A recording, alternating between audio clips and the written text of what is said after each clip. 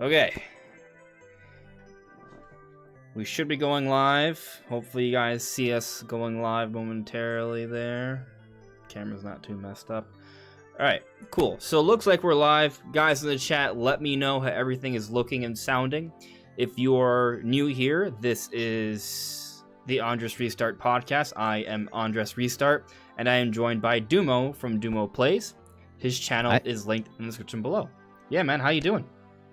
I'm doing well, thanks. A lot of stuff going on this past week for me, so yeah, it's this past month it's been crazy.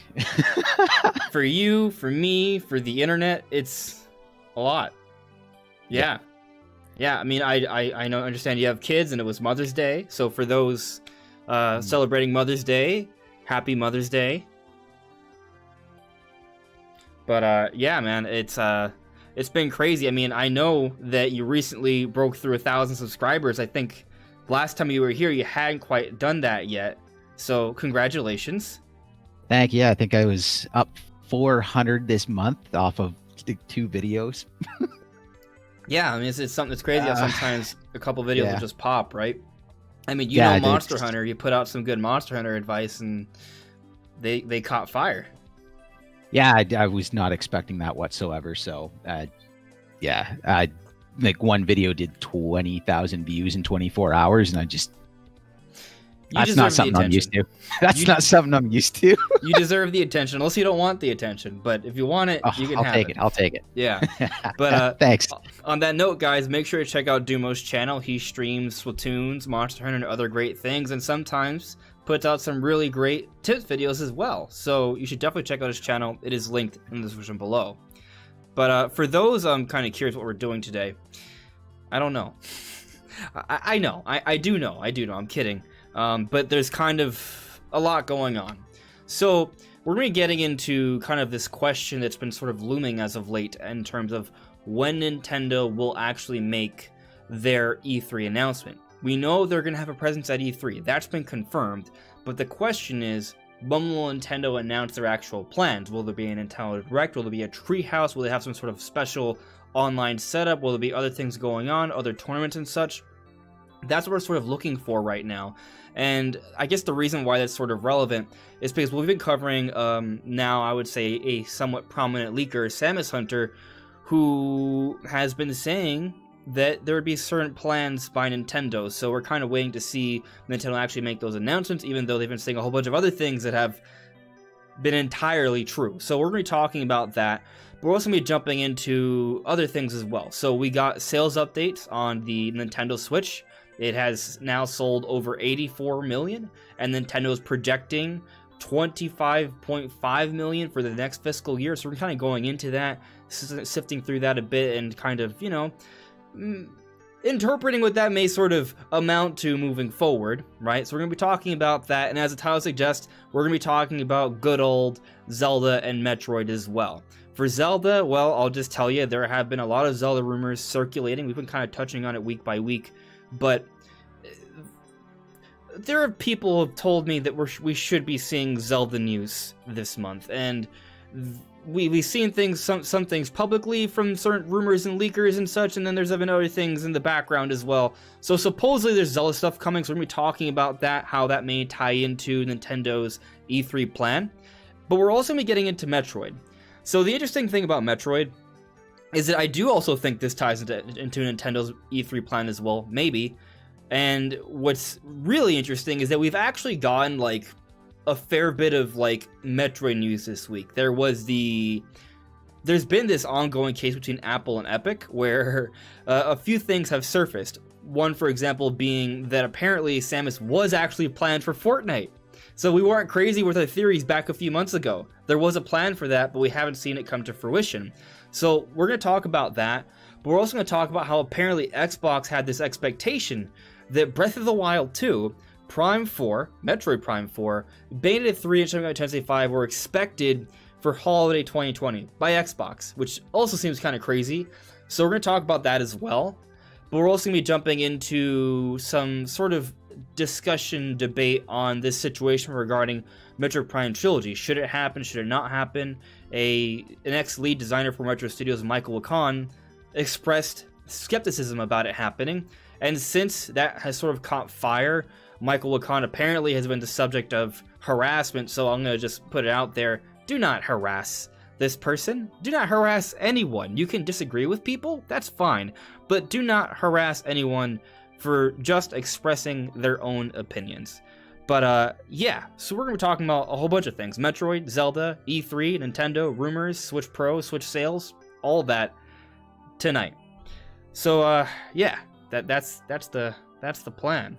Dumo, I know that's kind of a lot. I know you kind of needed some catching up there, but you know, just I've caught at least a little bit of that. Yeah. Like I haven't been able to read a ton of articles, but especially stuff with Metroid, I just don't harass people. Come on. I know it's the internet and it's going to happen anyways, but yeah. Like it's like, okay, you don't agree with them. That's great. You like leave it there. Like what's it matter? Yeah. It's that person's opinion, and that's it. That said, you know, there's even a few other things I haven't even mentioned it. We'll probably talk about. There are a few rumors that are coming from Nintendo Prime. You guys know we were on Nate's podcast the other day. I've been talking to Nate. He may be coming on to this podcast at some point as well, and we are kind of talking about what we may do in terms of like collaborating for E3. And we've both been covering Samus Hunter. Well, Nate has gotten even more information from Samus Hunter apparently, and I'll kind of touch on it here, and then we'll check in with the chat, kind of talk about these rumors and what the chat has to say on different things, and then we'll kind of jump into the actual topics. But the two rumors that I'm seeing, and please check out Nintendo Prime's channel. I'll make sure to put a link in the description below by the end of the podcast. It wasn't a planned topic, so sorry about that. But I'll put it in the description below. Most of you guys know who Nintendo Prime is, but there's a couple rumors that he's been sort of reporting. So one of them, apparently, Nintendo is planning some sort of Game Pass like virtual console setup. Now I'm not referring to the Nintendo Microsoft collaboration. Maybe.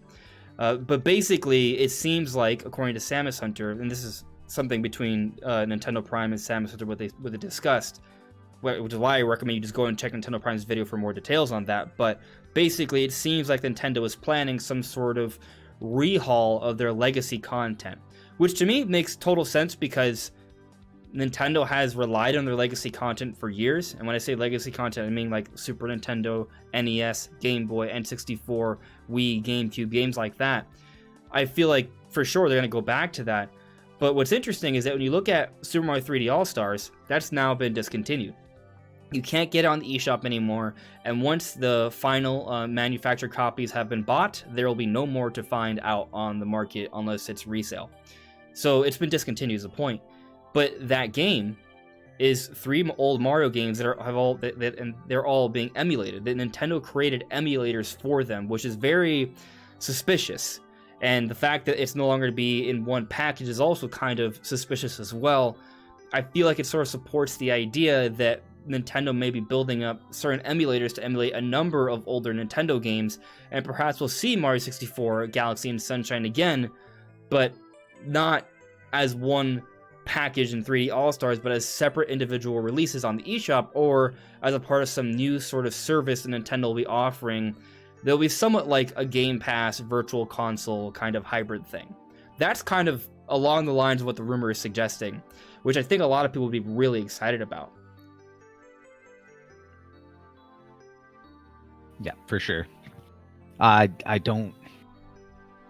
See, the thing is, when we start talking emulators, it's like, generally you don't make an emulator for one game because you're emulating the platform, and then the game is running on the emulated platform. So to emulate a platform and then just not do anything else with it is a very odd choice in my eyes. Yeah, it is strange. Right now I'm actually adding Nintendo Prime's channel so you guys can check it out later.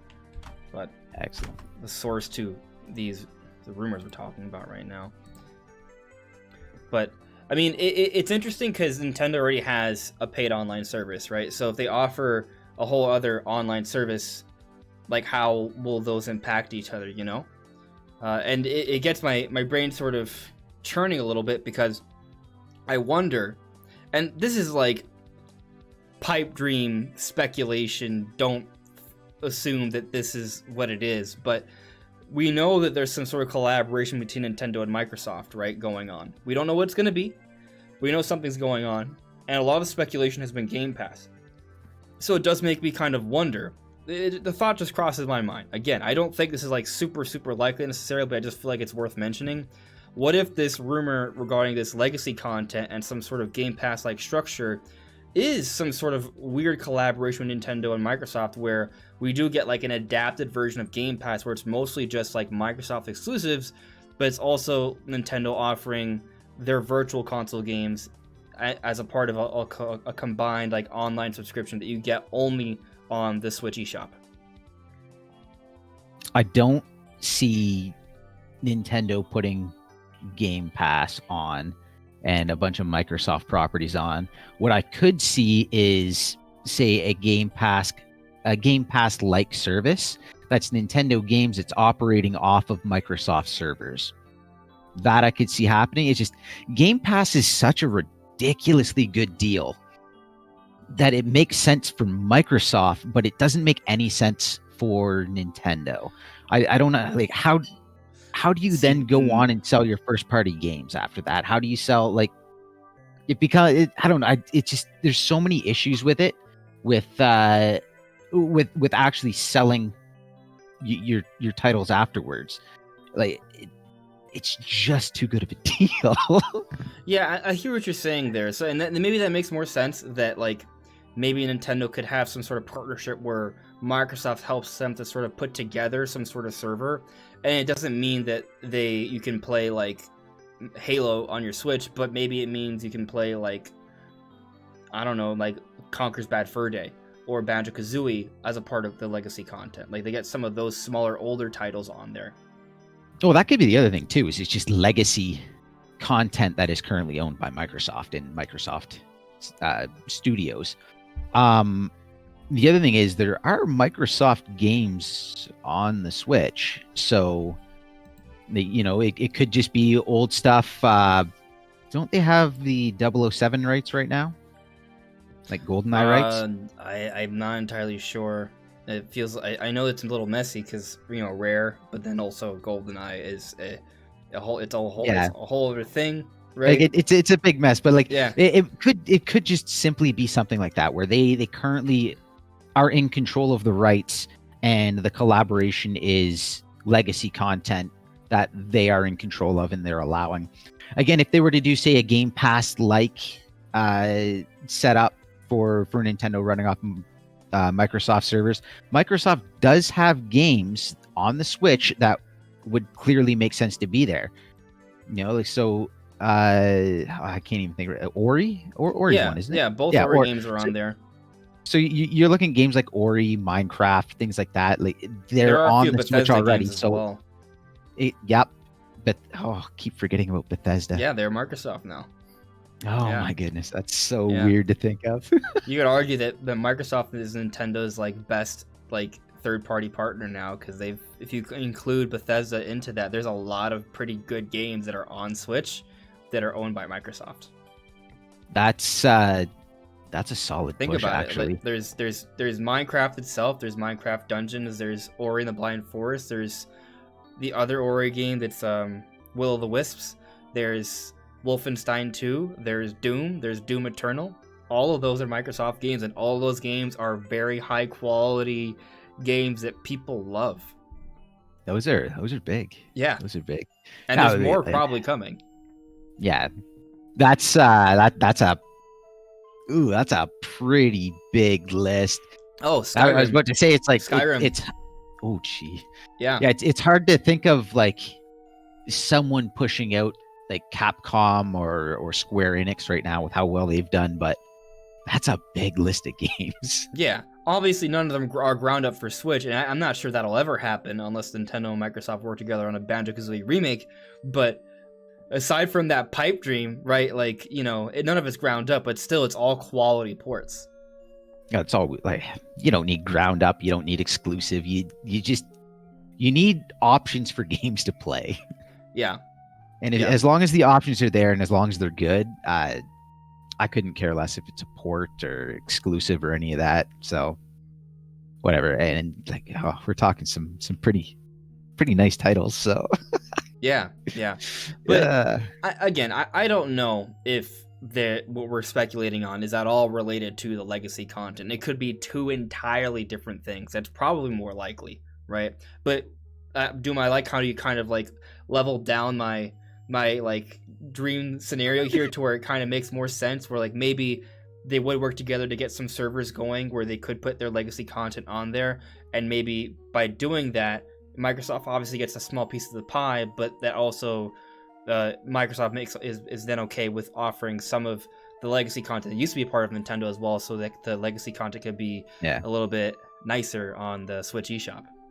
Now, don't get me wrong. If Game Pass were to come to Switch, I'd be over the moon. I already have Game Pass Ultimate, so like you wouldn't have to pay for anything. You just log in. I'd be really excited for that. That'd be pretty awesome. But I don't see it making sense for Nintendo.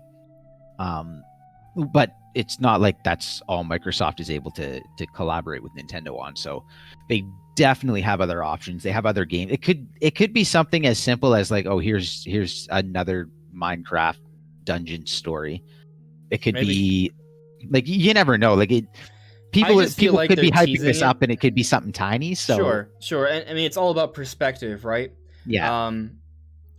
But I feel like the way they're teasing this, it's a little bit more than, because we, like, as we've already discussed, there are a number of Microsoft published games already on the Switch. Were they as hyped up as whatever it is being hyped up right now, where we're seeing multiple Xbox streams with Switches in the background, a lot of their social media making soft teases and references, like, what is this all building up to, you know? To me, it does suggest something a little bit larger than another port of an indie game, or an indie-sized game, I should say, because, you know, Microsoft technically is a publisher. But so I do feel like it's a little bit bigger, but I also, at the same time, I do feel like it is smart to kind of quell those expectations, because if we all of a sudden assume that Halo Infinite is coming to Switch, we're probably going to be disappointed. But, you know, I think there is a middle ground, right? What is that middle ground? I'm not sure. Shoot low, and then just be like, allow yourself to have that reveal blow your mind, instead of like overhyping it and have that reveal be really disappointing. That's where I'm kind of looking at. Yeah. I can't. I've been burnt pretty bad in the past over like overhyping things, and then it comes and you're like, that I mean, a big plush for like a 20-year anniversary for a game franchise that deserves more, or like, there's, if you go over the top, it doesn't happen. That's just how I view it. And if I keep things reasonable, then if it does like Splatoon 3 announcement, I went the whole time, it's like, it's not happening. It just isn't. And then when it happened, oh boy, was I ever excited. However, if everyone went in saying Splatoon 3 is happening, and it was like, oh, here's a mobile spin-off game, everyone would have been really mad. Whereas if you go in, it's like, oh, you're expecting some mobile spin-off game, and Splatoon 3 gets dropped, you're like, ooh, that's worth being excited about. It's really interesting, because like I like to believe that like my expectations are pretty close to reality, right? And like some of my predictions are wrong, some of my predictions are correct, right? Sometimes I get information behind the scenes, sometimes I don't really know everything, right? So like I like to think that I'm close to what Nintendo's actually thinking, but you know, every once in a while I'm like, ooh, okay, maybe not, right? Like that does happen, you know. And then sometimes I'm surprised, like, oh, you know, that was nuts that they did that. Splatoon 3 is a great example. Like I thought Splatoon 3 was probably not happening. Even though we did talk about how like there were signs that something Splatoon was happening, I just had to, in my mind I was like, more likely spin-off. Just because I felt like it was too much, but we're getting Splatoon 3. I was thinking okay, so Splatoon 3, originally I was thinking around now, as it gives enough time to have Splatoon 3 take its course, and then development of Splatoon 4, and then you can launch Splatoon 4 with the next system. And then just how everything was going, like as it was coming around, I was like, no, it's going to be a spin-off. They're going to do this. Splatoon is going to be a once-a-generation game, just like all the other big ones. And that's what I was expecting. And then, so like, again, that comes into, it's mind-blowing. So Here's a great example. Here's a great example. So remember the watermelon Mario tweet? And everyone was like, oh, that's bogus. Or some people were like, oh, maybe. And I was one of the people like, hey, maybe there might be something here, right? Like, I'll concede that I was one of those people who was like, hey, there might be something here. Like, maybe. I'm not saying, like, for sure, but, like, maybe, right? Like, at least I thought that we would see Sunshine on Switch. And what happened? We did get Sunshine on Switch. But was that render at all related to the promotional material for Sunshine? It doesn't look like it, right?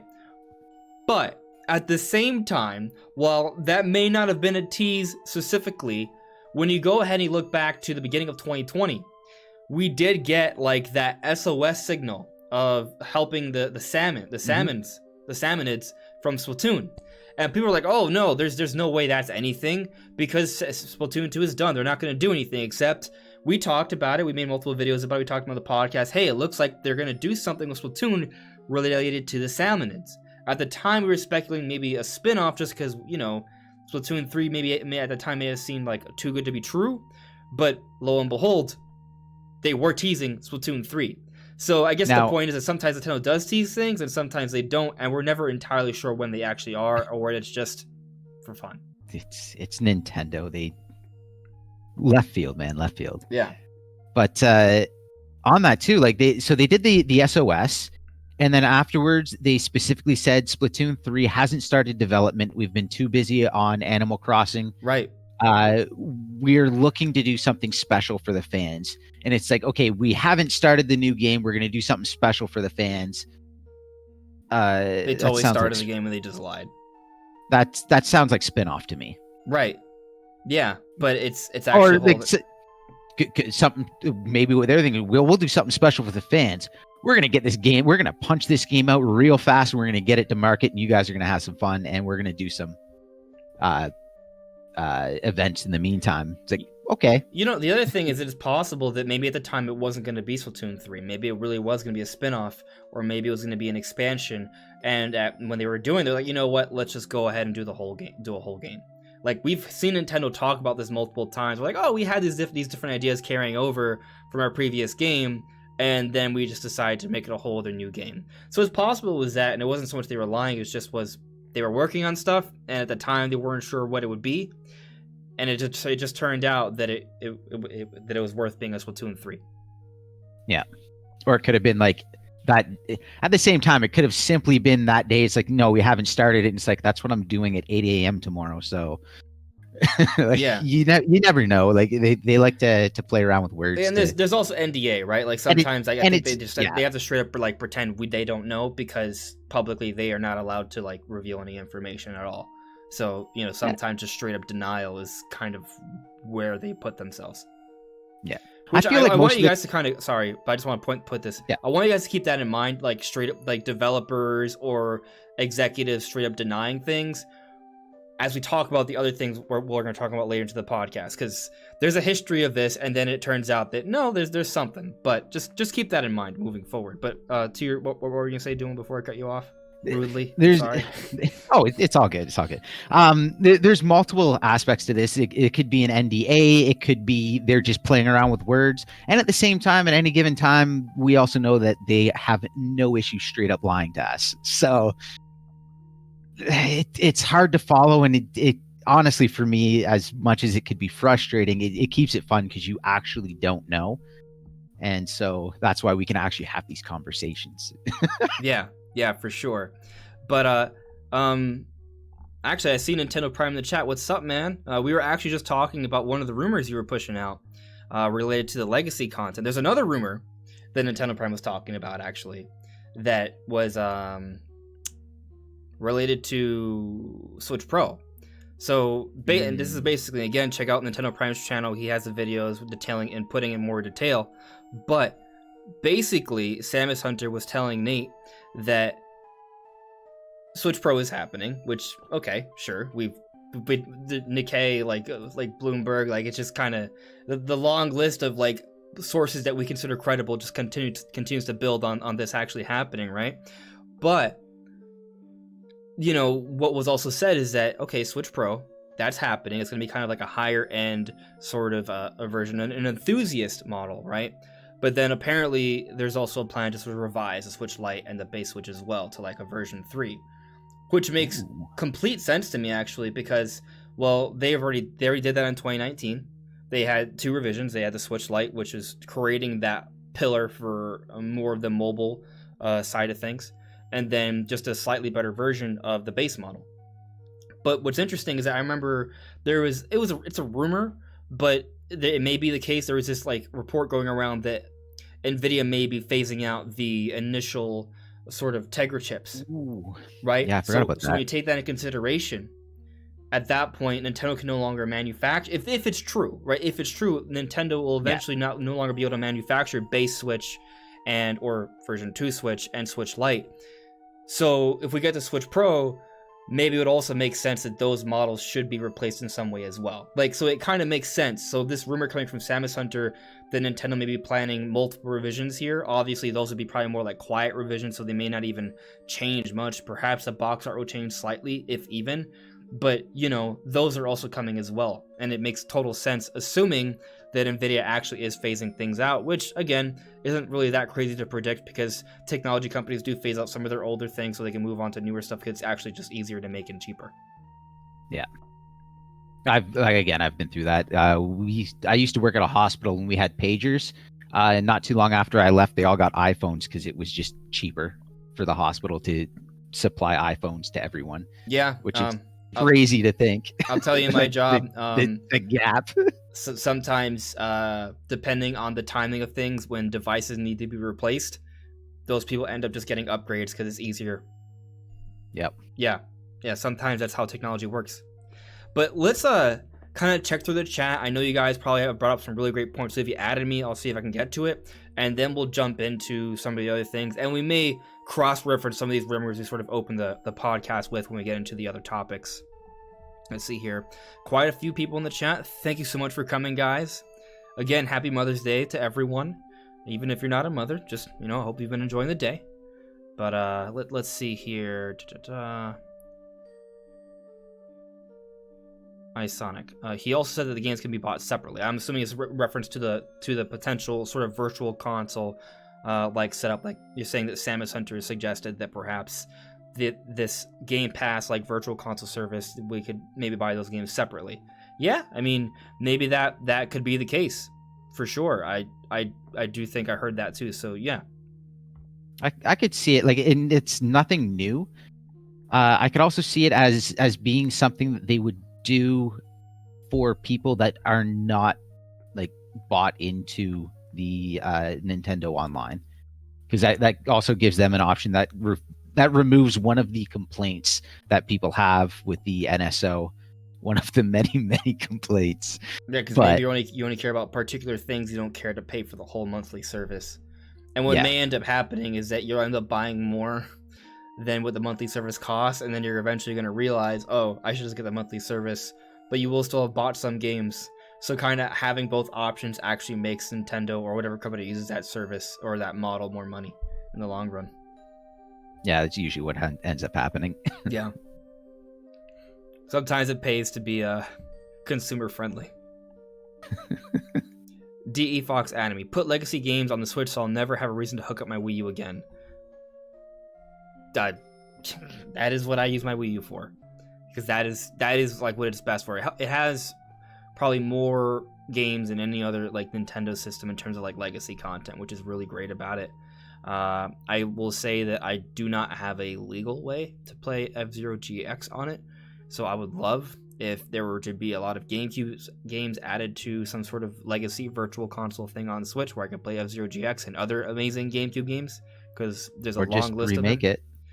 Or just remake it. I will settle for a Mario Galaxy like remaster, which is just scale it up to 1080p. I will settle for that.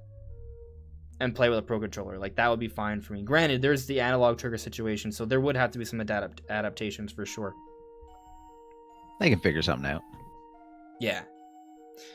Thomas Owen Adamy, yo, what's going on with all the Metroid Prime trilogy? So, that is one of the topics. So I'll tell you what, we'll get to that first. But I still think it's happening, just to put it simply. But we're gonna get to that next after I get through a few more comments here in the chat. Ellis Schmidt, do you think that we're gonna get a Zelda Direct, or do you think it will be all shown at E3? I don't know. So I've heard there will be something Zelda coming up this month, I guess, like before E3 maybe. I don't know what that means. I don't know if that just means that Nintendo's going to make an announcement for E3, and that announcement just going to say, hey, look, we're going to talk about Zelda at E3. It also may mean we just get Age of Calamity DLC. It may mean something beyond that, like some sort of other Zelda announcement. It could mean a Zelda Direct.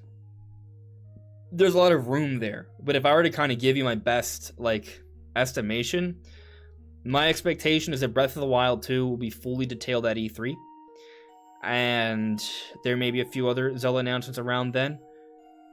If there is a Zelda, I don't expect like a full-blown Zelda Direct before E3. That's just not my expectation. But I could see maybe some sort of teaser or something like that before E3. I don't know if it's a trailer or maybe like a website opening that we can kind of play around with, some sort of like virtual playground to give us somewhat of an E3 experience, since E3 is all digital this year. And if they decide to put out another Zelda announcement, like announcing like Twilight Princess Wind Waker HD to Switch or Ocarina of Time, like that would be great. But I really feel like most of the actual game announcements is going to be at E3. I'm not expecting a whole Direct before E3. We're already in May. We're already a month away. We're going to talk about it, but I am of the belief that there will be an announcement about Nintendo's plans relatively soon. So I just don't see a situation where Nintendo, let's say this upcoming week, they announce, hey guys, we are going to be doing an E3 Nintendo Direct on June 14th. Tune in then. It's going to be about Zelda and other awesome stuff. And then next week, hey, here's a Zelda Direct. Like, I don't kind of see that happening. Not to mention Miitopia is coming out later this month, and Nintendo just announced that Garage Game, for example. I just don't expect a Zelda Direct. Like, some Zelda teases maybe like a singular game announcement or an Age of Calamity DLC trailer, but I don't expect the whole Zelda Direct. I think most of Zelda stuff is coming at E3. I mean, let's say they go wild with Zelda stuff because of the anniversary, and they give us a bunch of games, like a bunch of remakes or old games, old ports, whatever. It doesn't make sense to me to do it in a Direct beforehand when they can sizzle reel that and just have a really good pace at an E3 show and like just have people's minds blown. And then of course, like sizzle reel that, and then you should be like, oh, here's Breath of the Wild 2 news, which is kind of what they were telling us they were going to give us anyways. So I just, how do you do a Zelda Direct now, not give Breath of the Wild 2 news when you said it's coming later this year, and then go into E3 to give the Breath of the Wild 2 news? It seems very awkward to do the Direct but then hold back what everyone wants in the Direct. Like, as much as I want the other stuff, at the end of the day, what I want to see Breath of the Wild 2. Yeah, that is what I want. I feel like the star of 2021 is going to be Breath of the Wild 2. I still believe it's going to be a holiday release. We're going to find out like in a month. Like, we'll know then. So, we'll see. But I'm not saying it's impossible there can't be a Zelda Direct, right? Like, I'm not saying that it's impossible. It just doesn't seem realistic to me. It seems like you agree with me, Dumo. But 100%. But let's just say hypothetically they were to do a Zelda Direct, what I would envision, it would be a situation where even the announcement timing would be weird. But let's just forget about that for now. Like, if we actually get one, it wouldn't be long. It would be like a mini sort of thing, like a 10-minute thing. And they're like, okay, so we have a Zelda anniversary plan. Here are some games that are coming within the next fiscal year. Twilight Princess HD, Wind Waker HD, Ocarina of Time Majora's Mask on the eShop. Like, that comes, right? They announce some sort of merchandising. And then they give us, at the very end, a teaser for Breath of the Wild. So, like, a short, like, 30-second thing. See more at E3 a few weeks from now. Like, that would be what I would envision for a Zelda Direct if there were to be a Zelda Direct before E3. Like, that's, like, the only way I could sort of see it happening. But again, going back to what we were talking about earlier, it just feels like timing-wise, why even bother with that? Just put it all in one presentation at this point. Yeah, I don't know. To me, if anything happens before E3, obviously there's going to be something Pokemon go down before E3 because they like to go early, and Game Freak has that option. And other than that, if there's anything Nintendo, what I would expect is another indie showcase. They seem to like to do the indie showcases early. It gives those games that their own little spotlight and their own little time to shine. Is really good marketing for them. And then it allows them to like not snub the indies while putting a really strong E3 showing down. So I would expect Pokemon. I would expect indie showcase, and then just their E3 presentation would be my expectation. Yeah.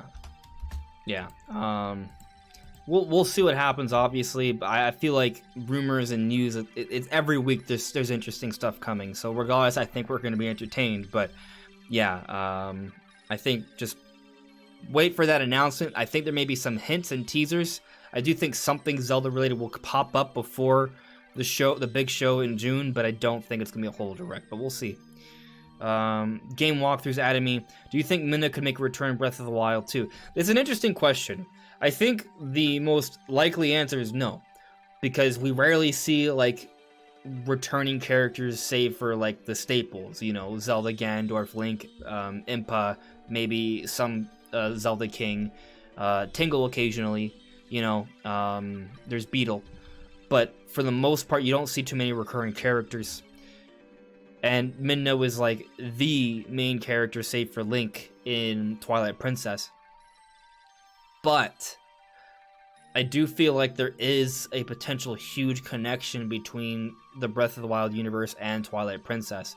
If you look at the Ganondorf resurrection in the sequel trailer, that is Ganondorf, by the way, it is like, you can't really argue otherwise. You can try, but it's Ganondorf. That Ganondorf is the same Ganondorf from Twilight Princess, Ocarina of Time, and Wind Waker, just different timelines.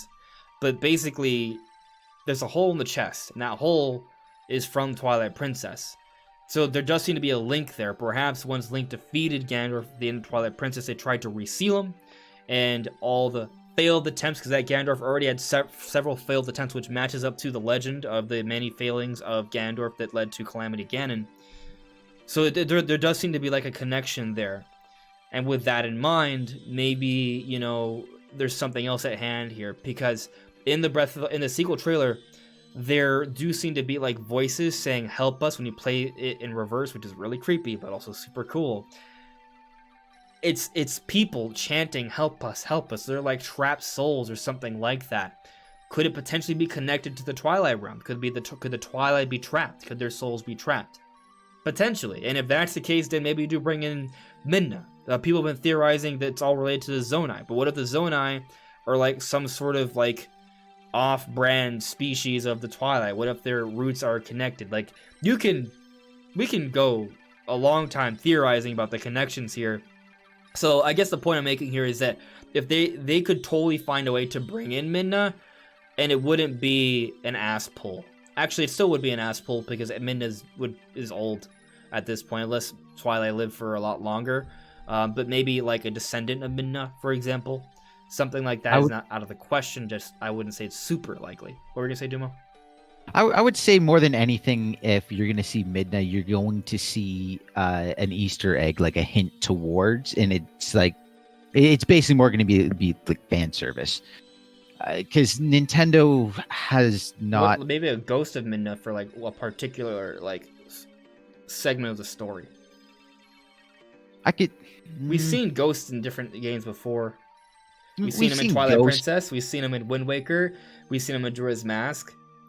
So theoretically, you could see like a Midna ghost saying, you know, kind of speaking like she's like the queen of the Twilight. Like if that becomes an element to the story. I feel like if they did it, they would never actually say the name. I feel like they'd be like, it's like, here's the Midna ghost. It's like, but they never actually use the name Midna. They'd find a way around that. It just seems like I just they'll just say like ruler of the Twilight or something. Yeah, like they'll give like a title. They'll give something. Like and it could arguably be not even her, but a descendant of her that's also dead. Yeah, and then we're all just going to have this crazy speculation, and just going to be all this talk and videos. And honestly, like I think it's probably even smarter because then it creates so much more conversation about the game. So many more videos get made about the game, and I think it's a smart way of doing it. But yeah, no, I would say it's more going to be something like that where it's hinted at or essentially thrown in our face, but not given to us fully. Where it's like, is it not? And then we have to figure it out, and then they just never tell us, and just be like, oh, someone figured it out. Yeah. So to kind of sum up an answer to the question, probably not, but you know there could definitely be a reference to your point, Dumo. Yeah. Moving on here. Mike Kleckner, hello there. Mike Kleckner loves the channel. Cool. Thank you very much, my friend. Let's see here.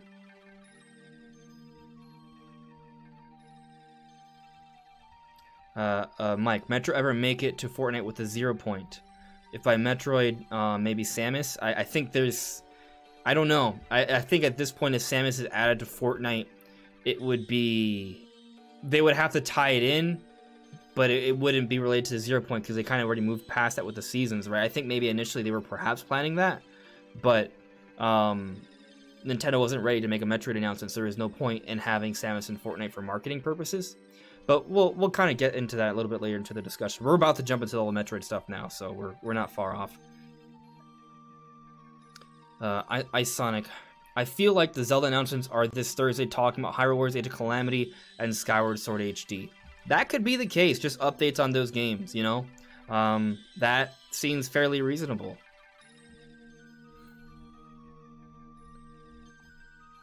Alright. Shoutouts to Super Chris in the chat. Thank you for being a great moderator. But let's dive into the actual planned topics for the discussion tonight. So you guys have been asking me a few things about the whole Metroid situation.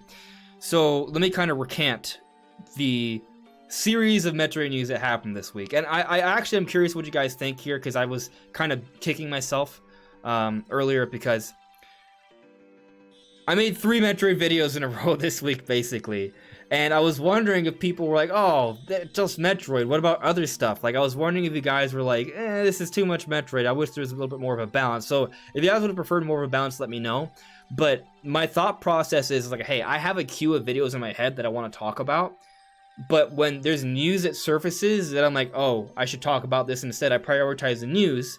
And then eventually when there isn't news, that's when I bring out one of my ideas I've been sort of storing for a while. So, just a teaser. For example, I think voice acting is going to be the next big Pokemon game. And the reason I think that has to do with Legends Arceus and Pokemon Snap. Like, there's going to be a video on that at some point. But I'm not going to talk about that until it's a rainy day and there's no news, you know?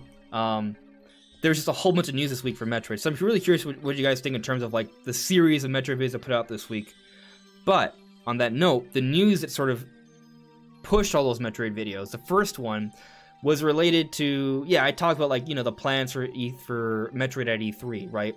But the reason I decided to talk about that early last week was because we have this ongoing case between Apple and Epic. And the first thing that surfaced was that apparently there were plans for Samus in Fortnite. It's like right in there alongside Master Chief from Halo and Kratos from God of War.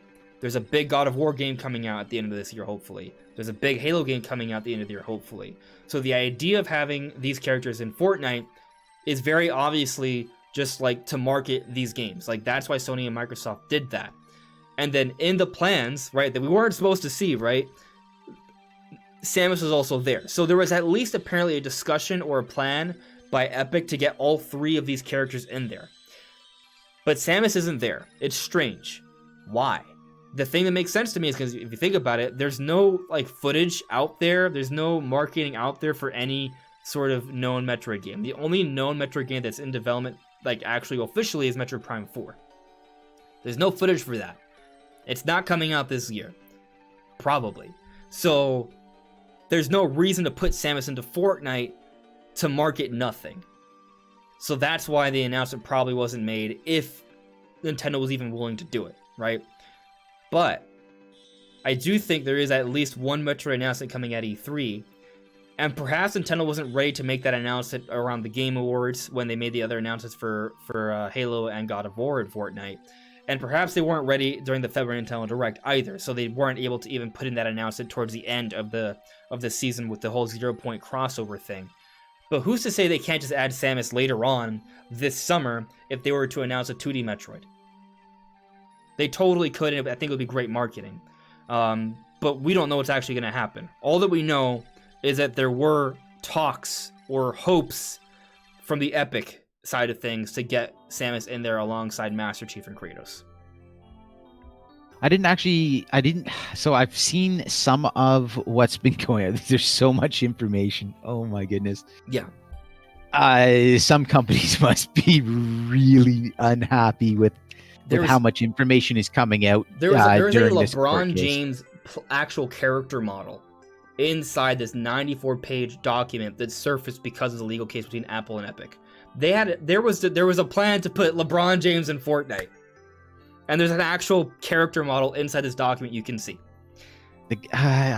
There's so much going on right now, and so I didn't get a chance to actually read through everything and what all it was. But if with the Samus part, if the deal was made and they've signed a deal, but it's like, well, we can't yet because something happened with development, it's getting pushed back, whatever. The deal's already made. They can bring it at any point in time. If it was just talks, then it depends on who opened the talks, who suggested Metroid, who right. There's a lot of things there. But it's all very possible. We have heard through rumors at times that Trilogy is actually completed and they're waiting on release. I still think it's going to be coming. Again, that's right. We're going to get to that part too. That's going to get there, so we can hold off on talking too much about that right now. But as far as the documents there, if you guys are really interested in like the inner workings of the gaming industry, these documents have so much information for you guys to sift through. So on that, right? So when this information first surfaced, I was freaking out because we had this you could just check my Twitter, you can see it. There was this crazy like concept art, or what I thought was concept art, for a new Samus design that had like chipped paint. It was very gritty and dark and moody, and I was in love. But as it turned out, it was just fan art that was made years ago. But see, the crazy thing, it's not proving that it's fake. It's real. This information is real. This was an actual legal document used in a case from Epic. But what's to your point about the inner workings, they used fan art to portray that panel of them sort of having those discussions about Samus being in Fortnite, because they didn't actually have like official art that they could use yet. Yeah. No, it's we're gonna learn so much, and all these people that thought like, oh, Epic's fighting this crazy battle to save us all. No, Epic's doing it 100% for money, guys. Sorry. It's a lot of publicity. This whole fight is for money. They other information that came out, interestingly enough, they were trying to get PlayStation, Microsoft, and hoping as a moonshoot for Nintendo first-party games on the Epic Store. They also are trying to force the Epic Store into different online stores. yeah, Epic, this is going to be. just settle for Samus in Fortnite. Like, that's your best case scenario. You're No, not that going to get probably Mario. is. You're not going to get Zelda. Settle for Samus, and people are going to be excited about it if it happens. If it happens. But Good. there was another thing that sort of surfaced from this case, though, that also touches on Metroid. I mentioned in the intro. So apparently, the Xbox team had this projection or estimate for what Nintendo would do. And that the expectation was Breath of the Wild 2, Metroid Prime 4, Metroid, Bayonetta 3, and Shin Megami Tensei 5. The four huge games that have been in development for years for the Switch that we don't know much about. Apparently, there's this expectation that all four would hit the holiday between October 2020 and December 2020. That information surfaced from this legal case as well. Now, I talked about it on the Thursday video, right? And my belief is that there's no way that they actually 100% believe this was happening.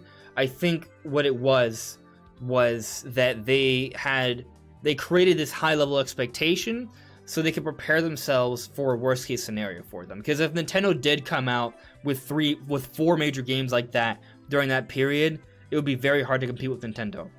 So perhaps Microsoft was simply planning from a marketing perspective, from a software and hardware perspective, to just come at them as best they could with that in mind, even though they knew that that probably wouldn't actually happen. Plan for the worst, hope for the best. Yeah, that's what makes the most sense to me. I don't actually think they believe all that would happen. But I think the interesting thing, though, is that even though they probably didn't think all that would actually happen, the fact that they even put out an expectation, to me, suggested they had to at least known that all these games are deep into development and that it was conceivable that somehow Nintendo could put out some of them. Well, we already know that they're all deep into development. It's just how deep, how close to the end are they? And Breath of the Wild, we know, is getting close. Metroid, they started from the beginning, but did they have any assets that they could use going forward? There's a lot of questions about Metroid Prime 4. Yeah. I have to at least think that the story that Kensuke Tanabe had in mind, that's going to carry over to some degree. Because Kensuke Tanabe was talking about the story years before they even announced Prime 4's development. So I think at least some of that carries over. I don't know how much time that salvages, but, something. Yeah. You also don't know what Retro was working on before, and if they were finishing things up before they actually got over, if they started with a partial team to have the rest of the team finish something else up. We have no idea. Right. Especially because Retro's been so quiet for so long. 2014 is when Tropical Freeze came out. There's been no new content from them save for Funky Kong. There's been nothing new from them since then. That was all hands on deck right there. Yeah, there is another potential hint though. So when back in 2019, when this information came out, that Nintendo was starting to develop for Prime 4, this person who used to work as an executive editor at Game Informer, Imran Khan, tweeted about how apparently, from what he had heard, that they were trying to make Prime 4 different places, like an ad hoc development style, through Bandai Namco. Apparently, that didn't happen. So they were like, no, we gotta do it. This has got to be a bit more concise, more consolidated into one particular place, one more singular vision. So that's why they went with Retro Studios. But also, apparently, Retro Studios came to Nintendo with a demo. The implication being Nintendo liked that, and that's when they decided to change direction with Metroid Prime 4. So is this demo a CGI trailer they put together in a week? Or is this demo some sort of weird playable build? And if it's a weird playable build, then that means they already had some sort of engine in place that they can start building upon immediately. But if it's just a CGI trailer, then it's really just a proof of concept, and then they have to still build from entirely scratch. So there's possibilities here, but we don't know how far it is exactly. But I think we are getting kind of close, because Dumo, I think you agree with me here. You don't have to, but I believe a Metroid game is getting announced at E3. There's a number of sources and things, and it just timing wise, it makes sense for Mercury Steam to come out with a game. And based off interviews and such, it felt like Mercury Steam was definitely going in the direction of another Metroid game. And I feel like we're going to see that Metroid game at this year's E3. Which would also tie into this potential Samus and Fortnite thing, if they decide to go with that in that direction. See, I don't follow Metroid close enough to actually have like a very informed opinion on it one way or another, but it definitely wouldn't surprise me. However, a lot of it's going to come down to when you think Metroid Prime 4 is coming. And if you believe that Trilogy is done. Because if Trilogy is done and Metroid Prime 4 is coming next year, again, I still am of the belief that at the beginning of the year Trilogy, at the holiday Metroid Prime 4. So if it's coming next year, you're cutting it a little close in between to drop a 2D. But at the same time, if you drop a 2D Metroid now, you have Fortnite skin to help market. You're actually sitting pretty well, and that's actually a pretty big build-up. I mean, 2D, brand new game, Fortnite skin marketing. Oh, look, Trilogy, we got a 3D shooter for you. Let's go. Here's all the 3 there. It's a great value. And by the way, also Prime 4, just to push all of that in one go. It's definitely possible. So definitely possible. I have two sort of like narratives in my mind. The one narrative is this E3, we see Metroid reintroduced to society. In the other narrative, Metroid is still reintroduced into society. So either way, we're getting Metroid at E3 in my mind, regardless of which scenario. The difference between the scenarios is that in one scenario, we get 2D Metroid this year. Next year, we get Prime Trilogy HD. And then in 2023, by the holiday, we get Metroid Prime 4. That's one scenario. The other scenario is that instead of it being like a 2.5-year plan, it's a 1.5-year plan. Where we get 2D Metroid at E3, it comes out like August or September, around then. And then next year, perhaps in the first half of the year, to your point, Dumo, we get Prime Trilogy HD. And for the holiday, we get Prime 4. That's like the best case scenario. Nintendo has like a 1.5-year plan for Metroid. I think there's a possibility it's more on the other end where we have to kind of space it out a little bit more, right? Where we get 2D Metroid now, maybe Prime Trilogy comes out later into 2022, but by that point, we already know about Prime 4 and they're marketing Prime 4 and that comes out 2023. Like, it's either scenario in my mind, and it really comes down to how far along Prime 4 is, and we don't know that. The problem is we have no way of knowing where Prime 4 is. Yeah. So either way, I can see Metroid. I could see 2D Metroid coming at some point in time, either later this year or early next year. I could definitely see it happening. Just because Prime 4 is, I don't know. I feel like if they're doing it the way they are, they completely restarted. I feel like they're trying to push things with Prime 4. So I want to say that it's going to take like 4 or 5 years, not like 2-3 years to do a Prime 4 properly if they want to be ambitious about it. That's the other thing too. Like we don't know how we don't even know how ambitious they want to be, because all we've seen of Prime 4, they gave us a graphic, a single logo, and then restarted afterwards. So right. So at that point, like, you know, if it is like a 4 to 5 year development cycle, like at that point, holiday 2023 seems like maybe the more likely bet, right? But again, a lot of this stems from like when they announced the restart in January 2019. Like, where were they at that point? Had they already started 6 months ago? Had they already started 3 months ago? Were they carrying over anything from the canceled project that was announced in 2017, which also might have started before 2017? We don't know, right? Yeah. Like there's too much variable. It's so up in the air. You really like. There's nothing there to really bite on. Because again, it's like, okay, they canceled the project, but who owned the assets? Was it the studio working on it, or was it Nintendo? Could they move the assets over? Like, you don't actually know, because it's their asset library. And like, So a thing that Bandai Namco was working on, would they have given Nintendo that thing? Like, actually, Bandai Namco might have been upset. It's like, oh man, we don't get to be Prime 4. You know, that's a loss. You know. Hey, our name isn't on the credit. You're not getting our assets, so good luck with that. Good you know, point. like, you don't, and you just don't know. You don't know what the contract would have looked like. You have like, we have nothing about Prime 4 except it apparently is being worked on, and they're hiring people for it all the time. I'll say that I don't think the relationship between Nintendo and Bandai Namco is bad because Smash Ultimate, no. right? Pokemon Snap just came out, and that's looking to be an incredible success. And these are things produced by Bandai Namco. So the relation between Bandai Namco and Nintendo is stellar. Like, in terms of like working together to develop games, there might not be a better third-party partner. Yeah, you have no clue what the contract looked like. You have no clue what the again, it might even be like, oh well, no, we're fine and we can give them to you, but it might have taken a couple months for them to come around to it because they were just sour at the time. But it's like, wow, no, we have a good relationship. You threw us something else. Like, you don't know. Like,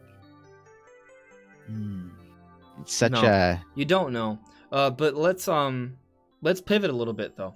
Because there's another element to this, right? Like I said, there's 3 Metroid videos that came out this week, all based off different pieces of news.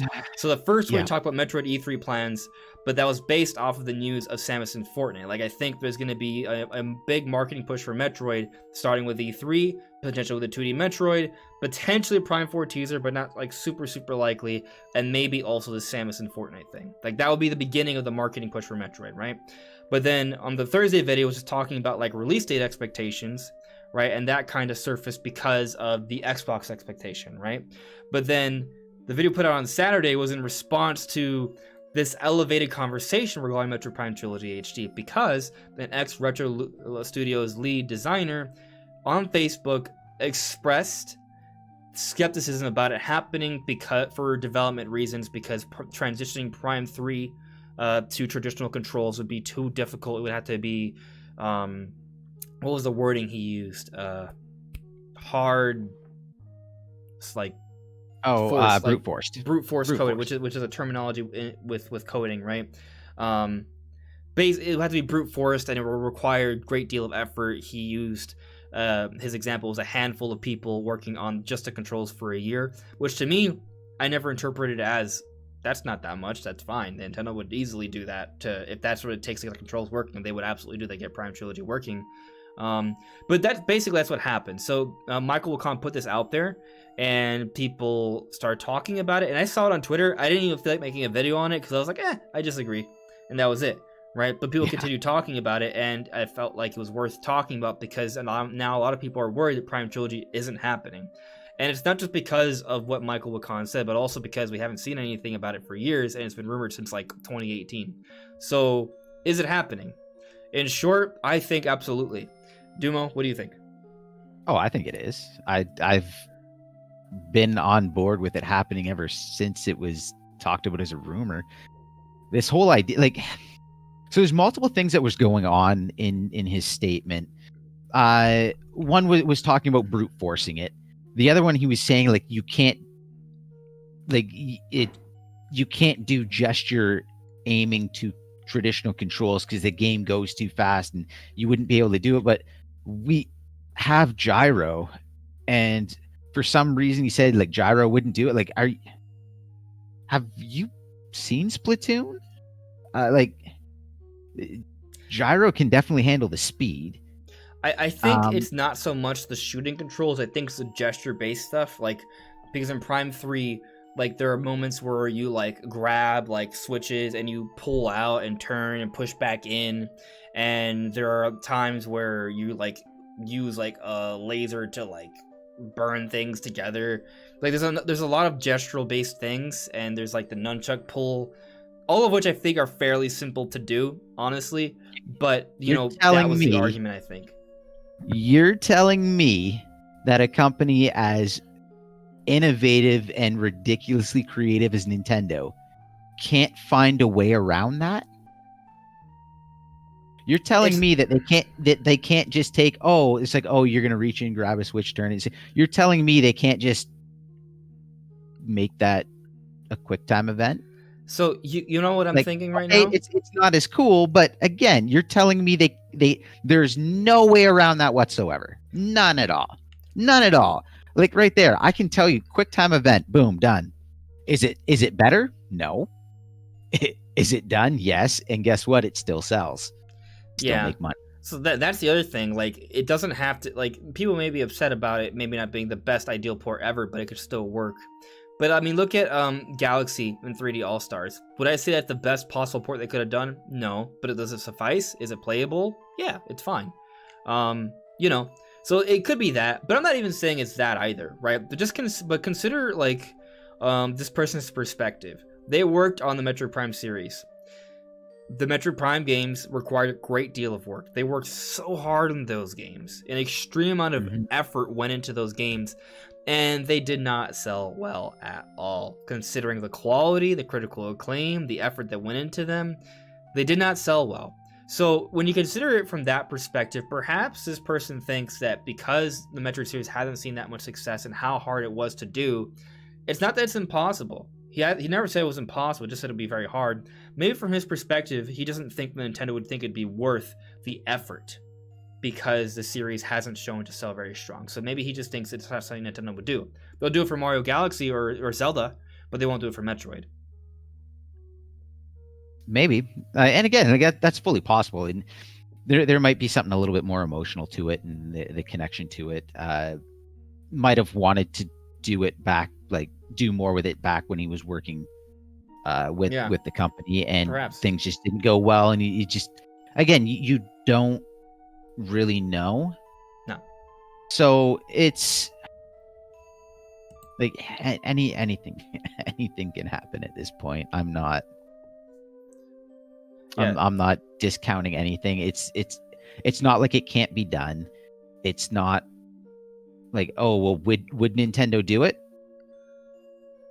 Would Nintendo revive an old IP if they thought the time was right on a console where anything and everything sells like crazy? Yeah, I think so. Yeah, especially if it seems like there's an actual plan to market Metroid here, which is kind of like, when you think that's why the Samus and Fortnite thing is big, because it does imply that there are talks outside of just games themselves to push this series. So, you know, maybe. Also, when you think about the whole Ridley situation back at E3 2018, and the reveal of that for Smash Brothers, and how Reggie throughout the year was continuing wearing Metroid shirts and teasing something with Jeff Keighley, like, I think there was probably a plan. Actually, it was rumored by a lot of people, but there was going to be a Metroid announcement at Game Awards 2018, but it wasn't there. And guess what happened a month later? Nintendo announced the restart for Metroid Prime 4. I think there was a plan to kind of bring back Metroid. That's why Ridley had such a big showing at E3, because they really wanted to market Metroid and push it. But because of development, they had to push off their marketing plans. So now that we're getting perhaps closer to a re-reveal of the Metroid series, we're perhaps starting to see some more signs of maybe them going back to, you know, marketing this series again. So, you know, just kind of keep that in mind. I want to continue with this topic, but there's a super chat here that's been out there for a while. I want to get to that. And we'll come back to this Metroid stuff. From DOS, thank you very much for the super chat, Dio. Dio asks, do you think Twilight Princess HD and Wind Waker HD could be Twitter drops? P.S. Dumo is my favorite guest on the podcast. There you go, bud. Well, thank you. But Twitter drops. Yeah. Could they? Yes, 100% they could be. Will they? I don't know. Tough. We've talked about it in the past. They can drop something on Twitter and it just blows up. They can just quietly put out a video on YouTube and it blows, like, it reaches everyone. So they have so many, like, Nintendo has so many marketing options right now, and I feel like they're just gonna kind of put a little here, put a little there, just so they, like, oh, Twitter's slow right now. Twitter's been slow. We're not growing as much as we used to. Well, why don't we just announce a game over Twitter? Now, all of a sudden, everyone that wants to follow us and see what's going on has to be on our Twitter, like, has to be following us on Twitter. YouTube's a little slow. Okay, well, we'll just drop an announcement trailer on YouTube out of nowhere, and it's like, oh well, you got to keep an eye on our YouTube channel, like they have these options, and they're doing such a great job of using them right now over the last Switch's life cycle. They've just marketing has I'm been definitely with you. great. They could do Twitter drops and it would explode. I remember 2020, it was a very slow news year. There was like that 6-month gap where we got basically nothing. But there was that time when they revealed Paper Mario the Origami King. There was no Nintendo Directs, but they just put out a whole trailer on Twitter revealing a whole new ground up awesome Paper Mario game. And that video was trending hard on YouTube and such. Like it picked up a lot of steam. It wasn't a direct, but it performed really, really well, and it got the word out there. Twilight Princess Winter HD, in terms of like development effort, is certainly a lot smaller because those games were made years ago. Like, yeah, they could be Twitter drops, but again, to your point, like there's Nintendo has so many options. They could show them off in a direct. It's hard to say what they're actually going to do. But I could see it being one of those things that isn't shown off in a direct and just saved for a rainy day. But yeah, it's hard to say. At this point in time, I could see Nintendo making some like random obscure YouTube channel, just dropping them on there and just having us discover them and then laugh about it later. Like Nintendo can do so many different things right now. And I feel like they're at such a point in marketing at this point, like right now, their marketing is so good. I feel like they can do anything and it just knocks it out of the park. Like they can be as creative as they want to. Everything will work for them right now because the Switch is doing so well. Like, again, we're talking about Metroid. Is it a good time to bring back Metroid? Well, think of a better time. Everything is selling. The marketing is so good. People are aware of the franchise right now. Like, so I think once Metroid's put out there, it's going to do really well. And they've done nothing. They've done Metroid Prime 4. They showed us a logo, and it was huge. And we're still talking about it, and people know about it, and they've done nothing with it. Like, so I noticed that there's been like some talk about how much Metroid Prime 4 is going to sell. I actually believe Metroid Prime 4 is going to be the best-selling Metroid game of all time. Is that saying much? Not necessarily. Like, if it sells like 3 or 4 million, there you go. But I think the series has potential to do better than that. I just feel like I think Metroid Prime 4 is going to outperform Fire Emblem. I think it's going to outperform ARMS. I think it's one of those things that there's a mystique behind it right now that when it comes, it's going to be a big deal, especially if it is proven to be a high quality game. Like, I think that's what it comes down to. Will it be a high quality game? I think so, and people are going to talk about that. It's going to be known throughout social media. If you're on social media, you're going to know about Metroid Prime 4, and if you want a really high quality game from Nintendo, you're going to pick up Metroid Prime 4. So because of that, I do think the game is going to sell really well. It's going to be the best-selling Metroid game of all time. It's not going to be close. Does that mean it's going to sell 20+ million like Zelda? That's a huge gap, you know? There's a huge gap between, say, 3 million and 20 million, right? Where it falls in that range, that's tough to predict, but I definitely think it's going to be very successful.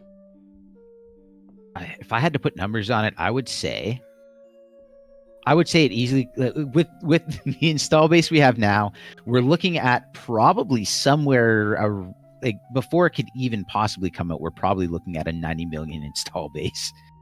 I feel like I would be blown away if it didn't sell at least 5 million units. At least. And right now, we're talking about a single player experience that Nintendo is going to be pushing. It was delayed because this isn't good enough for us. We want better. They're treating it like Zelda. Alone, yeah.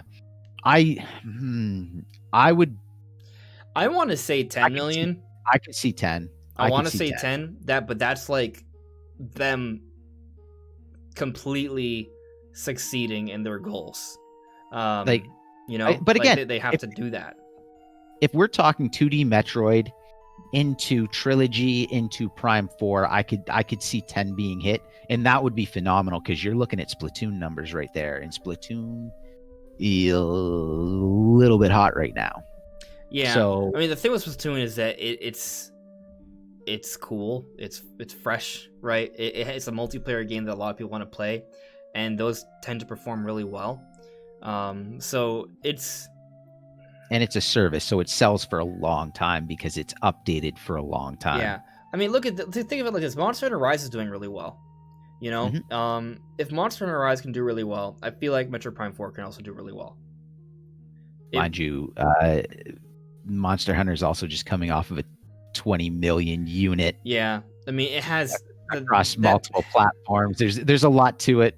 Right. So I don't know. Maybe I'm mistaken. I'm not trying to say that that Metroid Prime 4 is gonna do better than Monster Hunter Rise. I just simply mean that I think on Switch, because of social media, because of the kind of people who have a Switch, they respect high quality games. Like the fan base, the owners of Switch respect high quality games. And a Metroid Prime 4 is a high quality game, and it's marketed well. It's gonna get the sales it deserves. And the people that don't really understand, what is or isn't a high quality game are going to be told how much of a high quality game this is going to be. So if they show it off and it looks high quality and it looks ambitious, again, if it's ambitious at all, it's going to. It's kind of places a lot of importance on the graphics, right? Because that's what people see. Yeah. Yeah. And the thing is, Metroid Prime 4 is probably going to be like easily one of the top, like one of the best looking games on Switch. Like it's gonna, I think like once everything's said and done, like it's gonna be up there with Monster Hunter Rise and Breath of the Wild 2. See, it's tough in terms of because how it looks. I don't think it can. Like I know it's, well, it depends on how open they make it. It's not good. That's my point. Because if it has to be close. And the reason for that is because it needs to be 60 frames a second. Interesting. I feel like if you're going to do Prime 4 right now, it's going to have to be a fast-paced game, and it needs to be 60 frames a second. You can drop to 30 frames a second for Monster Hunter. You can drop to 30 frames a second for Breath of the Wild and get that nice, beautiful picture that you can put out there that everyone's going to buy.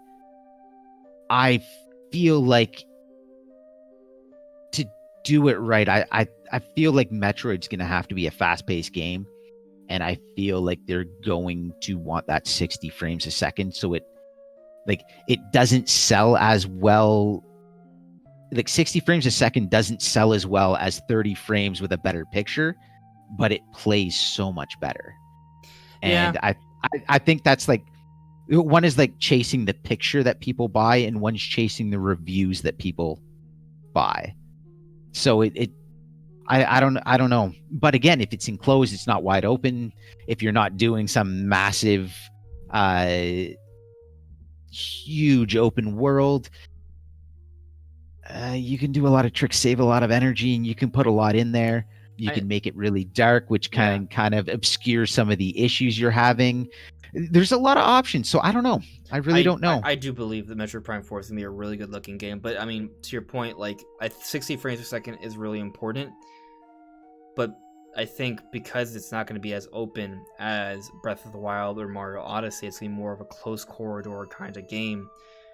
There's going to be some open areas, but it's not going to be anything that I don't think they'll be able to find ways around. It's not going to be an open world game is the point, and because of that, that's going to be kind of, it'll balance things out. One thing as well, I don't think that it has to be like one of the best looking Switch games. I think it's going to be up there. I think it has to look good. I think what they really need is they really need to nail the atmosphere. I think if they nail the atmosphere and that translates well in their trailers and in their marketing, I think it's going to be something people just like go nuts over. A solid atmosphere in a game like that.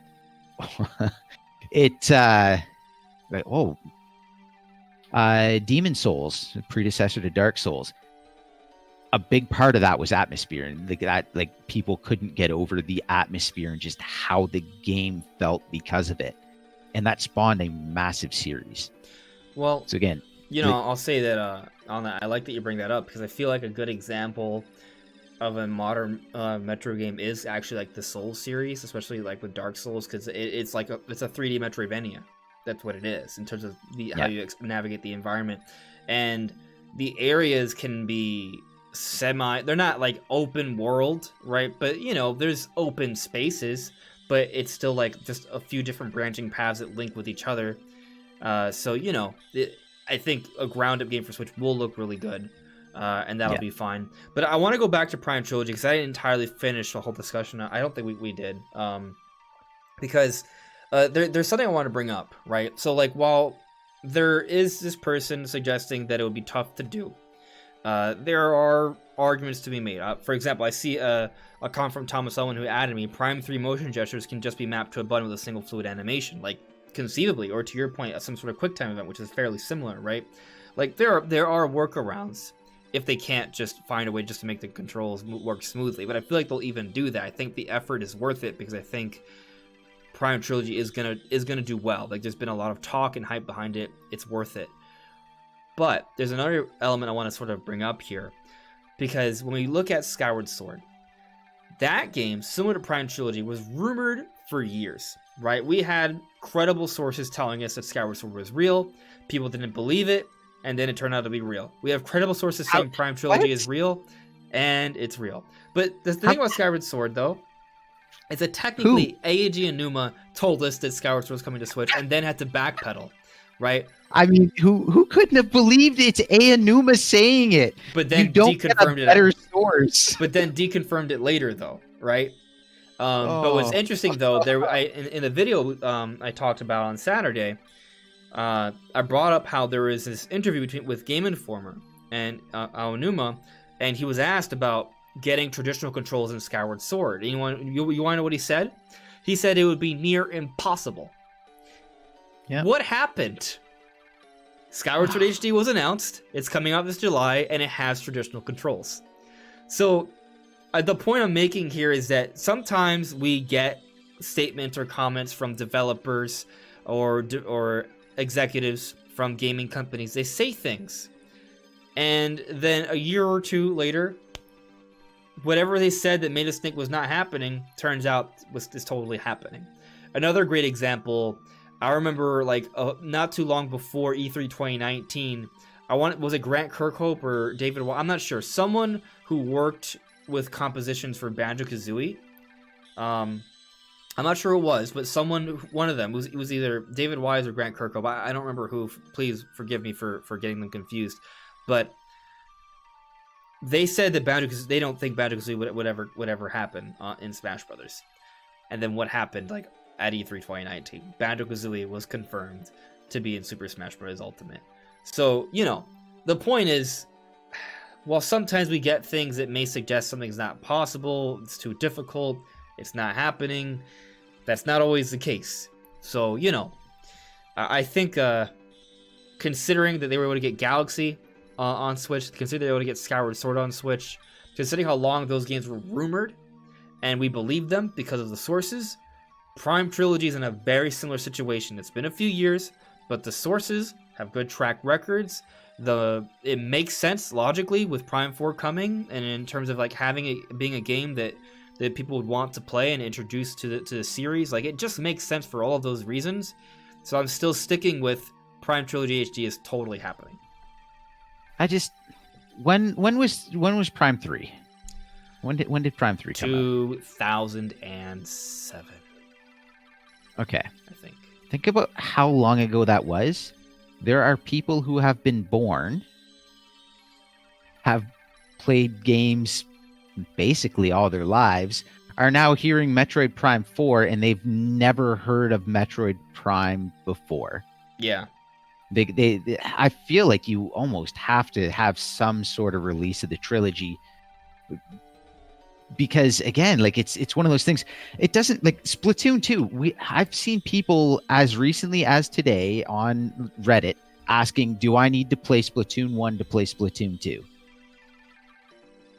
That's a game with next to no story that is mostly played online, and people still ask the question, do you really think that there's not going to be people that see Metroid Prime 4 and go, well, I haven't played the first 3, I don't even know what they are, and then just ignore it? Yeah. Because it's going to happen. Yeah. Now, it might not be a huge number of people, but it's going to happen. Yeah, my belief, or my hope, I should say, is that when Metroid Prime 4 is reintroduced into society and the world, that it doesn't even have the 4 logo anymore. And it's not that it isn't officially still Metroid Prime 4. For example, Super Metroid, I think, is still officially considered Metroid 3, for example, right?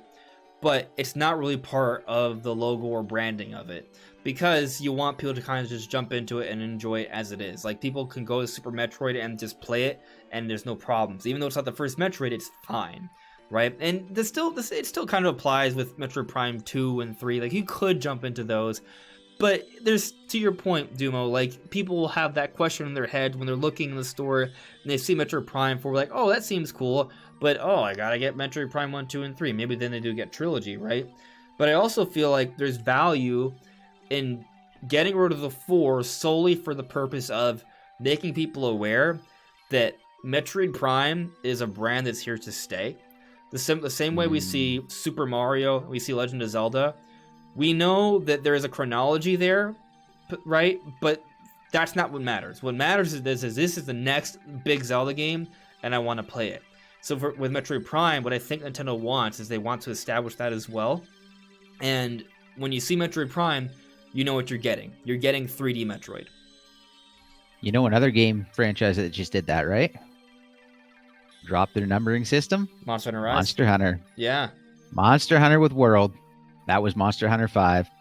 And yeah, it worked out really well. They didn't want people to be like, well, do I need to play the first 4? Do I need that?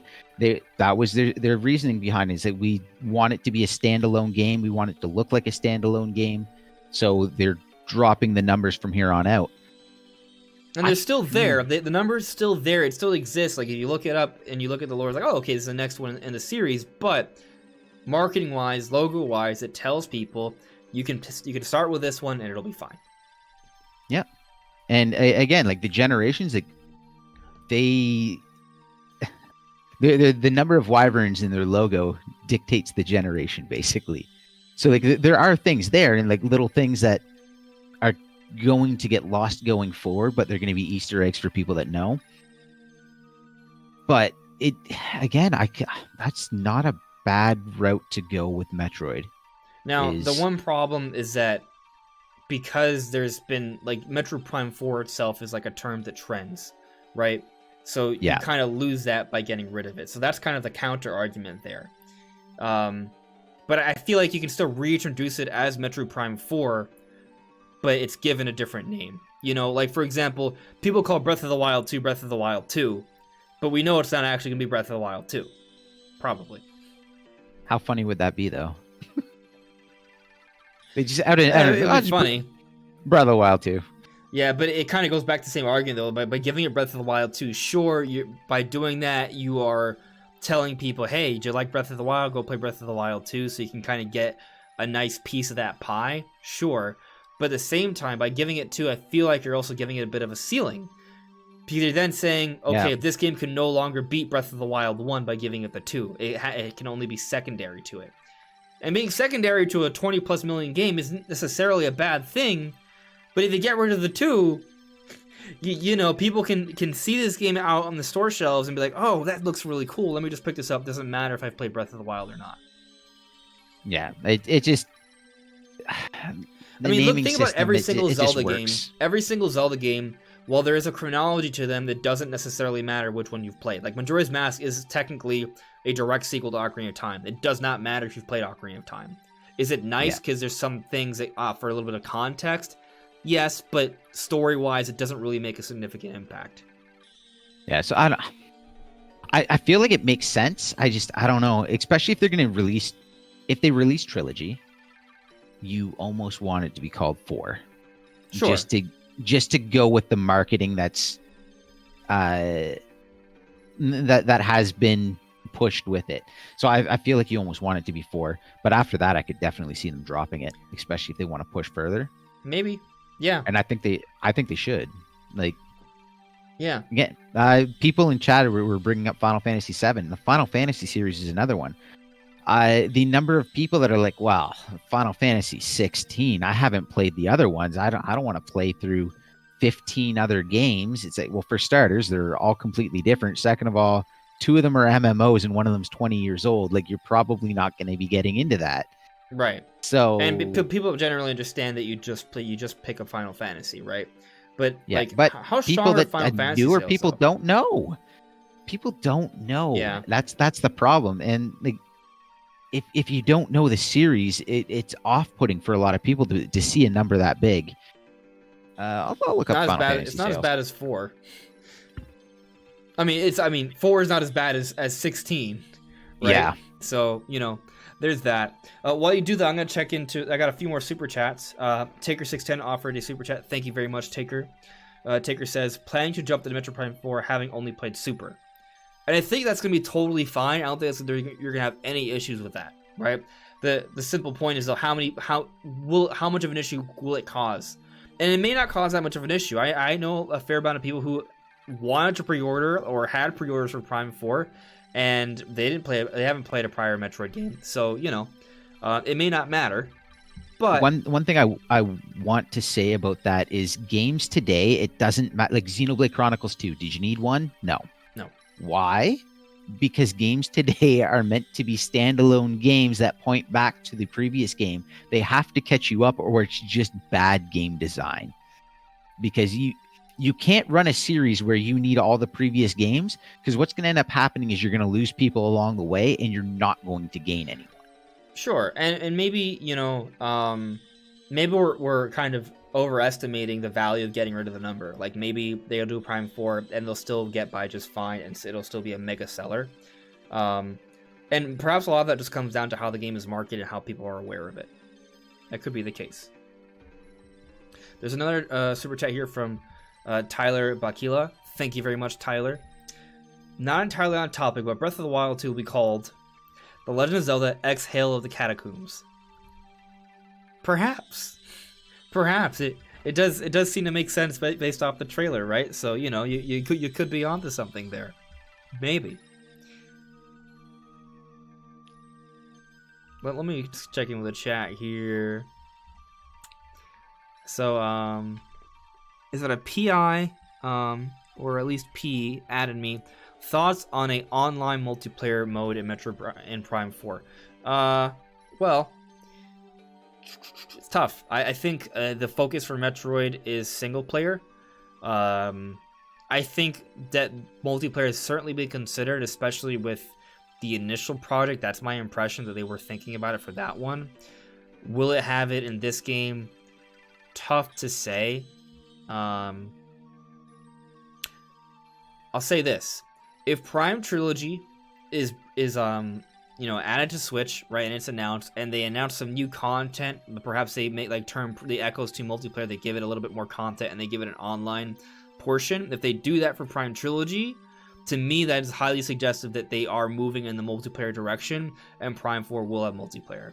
If they cut the multiplayer and Echoes from the Prime Trilogy package, then that tells you the exact opposite, right? I think what's going to happen is that Prime Trilogy be basically exactly what it was initially, but I'm just saying that if they were to add new multiplayer content to that, it would be suggested that they want to build that up. I think they can get by with having multiplayer in there and still having a pretty solid single player, but I think it's probably better to look at the Metroid series not as a first-person shooter, but as a space adventure game in first person. The problem with it is that as soon as you add in a multiplayer, it detracts from the single player. No matter what game it is, as soon as you put in the multiplayer, so much work has to go into the multiplayer, you can't just tack it on, or else it's a garbage multiplayer, and why are you doing it? So it's a really hard balance to do. Honestly, if there was a series right now that I would say should come back and do multiplayer, it'd be Star Fox. Yes, because Star Fox doesn't need like a long single player, right? It's like an arcade mode, It could be you Yeah. could beat it in maybe 6 to 10 hours. It has branching paths. You know, maybe it's not And even 10 hours, but they focus on big online multiplayer.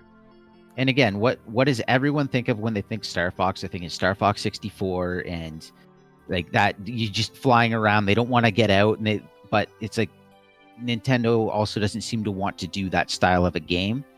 But if that's what their multiplayer was, and it was flying and shooting and whatever, like I could see people wanting to do that. They could also do it as like a co-op game too, where there's multiples of you.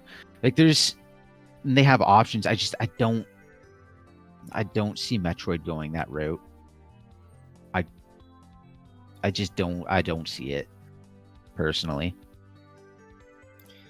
Yeah, I mean, most Metroid is usually single player, so we'll see, but yeah, it's hard to say for sure. But I think we're ready to move on to the next topic here. All right, So- just before you asked about Final Fantasy sales. Sure. I don't know for 7 if they're including 7 remake or just 7. I have no idea Okay. on this one. Oh no, they're not. 7 remake sold 5 million. By the looks of it, 7 itself sold 13 million. 15 sold almost 11 million. Is 10.9.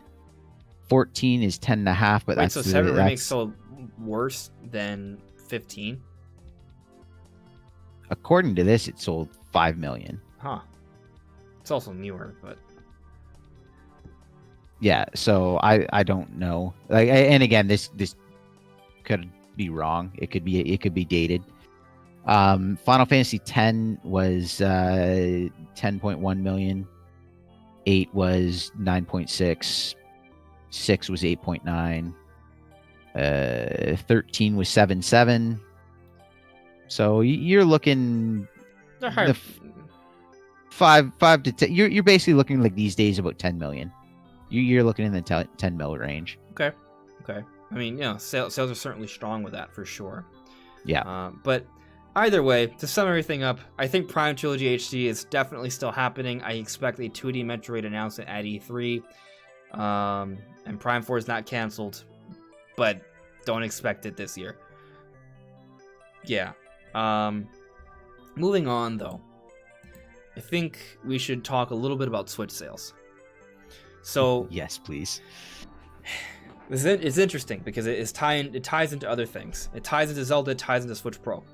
So, to put it simply, as of March 31st, 2021, the Nintendo Switch has sold 84.59 million units. That's very impressive. The Switch came out March 3rd, 2017. So over the course of 4 years, the system has sold almost 85 million. Okay? And Nintendo's projecting that they will sell 25.5 million for this upcoming fiscal year. And now what's interesting about that's with that they have noted that, you know, a few months ago that they may have to make adjustments to their projections and such, but they're projecting 25.5 million even though there is this ongoing supply shortage of semiconductors, which people have been allowing that to make them think that Nintendo won't be able to put out a lot of hardware. Here they are estimating 25.5, which isn't too far off from the 28.8 they just sold in their record 2020 fiscal year that just ended. Like, they're right under it, and they may up that projection, right? Like, I think in general, when it comes to investors, you don't want to promise something you won't do. You want to maybe undersell them and then exceed those expectations. So conceivably, we could be in a situation where they will exceed their projection and do outperform even last year, which would be insane. It's also, on the flip side, it's also entirely possible that the semiconductor issue, the pandemic and all, and these different things involved actually end up having Nintendo to scale back their projection. Like that, it can go that way too, to be clear. But I feel like in general, Nintendo, it's more likely that they're going to exceed their projection than underperform their projection.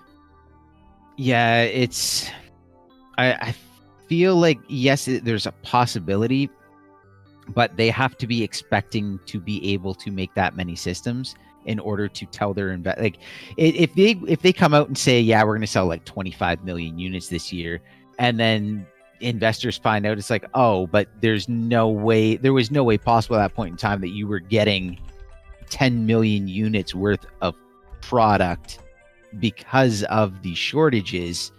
Like, that's not good. Like, that's really bad with investors. You don't want to lie like that. You can't, like, they can lie to us. They can't lie to investors like that, because investors then pull out because they can't trust you. Right. If they can't trust you, they're not sinking millions of dollars into you. So they just won't. Right. And what's interesting is that last week we got a report that Nikkei was saying that from what they're hearing, Nintendo's going to try and put out 30 million. So, you know, that may not be wrong. Just keep in mind what Nintendo's telling their investors, they're projecting 25.5, right? But also Nikkei saying that Nintendo is going to put out a Switch revision, which is interesting because we've heard that from Bloomberg as well. We've heard that for a number of people who supposedly have inside information, including Samus Hunter, who we've been talking about on the channel for a while already. So there's continued information supporting the idea that a Switch Pro is coming out. And when you take it into consideration, even if it's not 30, let's say it's just 25.5, that's still an extremely high number. Because 28.8 was a record year for Nintendo. Record year. So if even they do 25.5, that suggests that they have plans to push that hardware. That suggests that they're going to have some killer games. That suggests that they're going to have some sort of marketing plan here, either price drops or new revisions. It basically tells us that Nintendo is going to bring the goods. If they're projecting that high of a number, it's because they expect to do really, really well. And I think for perspective, I could be mistaken here, but I want to say for last year, the initial projection was 19 million. And that shot up significantly. And I could be mistaken there. But point is that they did not project 28.8 million for 2020. It went way up because of the extreme success of Animal Crossing and the pandemic situation. So if Nintendo is anticipating a sizable amount more than their initial prediction for last year, that tells you that they have the goods, that they're going to put out better content and better deals than they had last year. Well, a lot of the big success from this year was actually due to the pandemic. People stuck at home, plus Animal Crossing being the perfect game at the perfect time. And so we're expecting at some point in time during this year to have the world start going back to normal. So if you're projecting a year similar to last year, but without what made last year successful, you got to have something. And mind you, Breath of the Wild 2 does it. They've got options. They've got games that could also tie into somewhat what Microsoft was expecting out of Nintendo. Like, there was games that, like, you gotta believe they had more planned for last year than Animal Crossing, basically, especially to drop Animal Crossing as early in the year as they did. So, like, what even was their holiday title last year? Did they have one? When Nintendo? Hyrule Warriors Age of Calamity. Crown Tundra DLC for Pokemon Sword and Shield. That's a little weak for a Nintendo. Pikmin 3 Deluxe, I think, came out in October. Yeah, that's a little weak, isn't it? Very. Wouldn't you think there was some sort of heavy hitter that just, as delays happened, got pushed out, and they're like, well, we got to go into backup plan. That's got to come this year. And then everything else that they're trying to get caught up with now as development has gotten itself back together, and they're going to be doing some catch up. That's going to be coming out this year. We could get like a double cohort sort of situation going on here. New 3D Donkey Kong by the Odyssey team and Breath of the Wild 2 for the holiday. you probably didn't hear it here first, or maybe you did actually, because apparently a lot of people have been sourcing my Donkey Kong video. Like apparently it's like news, like it is. Oh, right? that's Like, that's pretty awesome. yeah, yeah, it's pretty cool. I mean, Sam is the one that I had the discussion with, and we've been talking about Donkey Kong for a while. The rumor has been around for a while, but now a lot of people are like kind of like gaining hope that maybe there is like a 3D Donkey Kong development. I'm not saying it's 3D Donkey Kong, by the way. I'm saying we don't know what it is. I'm saying it's a Donkey Kong game, and it could be either one. But like if I think about it logically, why would the Odyssey team make a 2D Donkey Kong game when they could have just had Retro Studios do that? Why would they, you know? But it could be some sort of hybrid thing. Point is that it could be that. The Odyssey team has been working on something for years, since Odyssey in 2017. But also the ARMS Mario Kart team has been working on something since ARMS, which came out in 2017. So you got some big internal Nintendo teams that have been working on things since 2017. Obviously the Zelda team's another one since 2017. There's 3 major Nintendo teams. So like the 3 like best Nintendo teams. Like they've all been working on things for like almost 4 years. So like, you know, there's some big stuff coming. It doesn't count Bayonetta 3. Doesn't count anything from Monolith Soft. Doesn't count any like sort of third party like collaborations. Like there's so excited for Monolith. And we are no please show me something Monolith this year. Yeah, we could get their new IP that we heard hirings about back in 2017. Hirings. So, we've seen art. We've seen concept art. Like let's see this. I want to see Monolith Soft with more than 25 people work on a game. Please and thanks.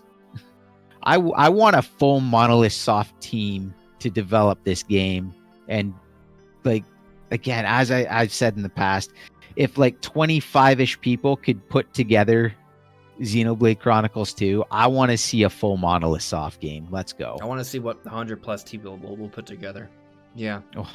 Yeah. I would love to see them with like pulling in their like a second studio for it. Let's give them everything. Normally Monolith Soft is the one that's being pulled in to be the second studio for another Nintendo team. Yeah. It's exciting but disappointing at the same time. Yeah. But the point is we got options for incredible games. So good. There's like half a dozen of options that could conceivably be like a holiday release this year. And now also we got Legends Arceus coming from Game Freak, and also Splatoon 3. Like there's a lot. Also we've got Monster Hunter, which is going to be releasing updates probably throughout the year. I'm curious actually. Do you think they announced the paid DLC at E3?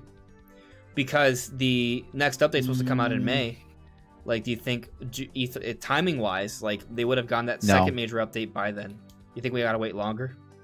I think we wait a little bit longer because they're probably going to be a year. So I don't think it like they do announce something at E3 for Monster Hunter, but it's not a paid DLC. Oh, they're probably going to do some. Well, Monster Hunter, you're still looking at the PC release, so that's going to have to get announced at some point in time. You're looking at what we get after 3.0. Is there going to be more after 3.0? What are they going to do? There's going to be event quests. They're going to announce stuff. They're going to be continually releasing stuff. So that I'm not concerned with that. When was Iceborne announced? I don't know. I want to look that up because I feel like that could be telling in terms of like a timeline here in terms of when they announce it. I feel like it was about a year. I don't know about announced, but I want to say it was released about a year after, and I don't think they would have announced like 6 months out or 6 months plus out. I'm seeing a teaser trailer for Iceborne that came out December 10th, 2018. When did Monster Hunter World come out? March of 2018. Yeah, pretty sure. Was it March? I think it was March. Initial release date January 2018. Oh, January. Oh, yeah. Okay. Yeah, I mean, earlier. So, point is, like, it was revealed in less than a year, but not like 3 months after its release.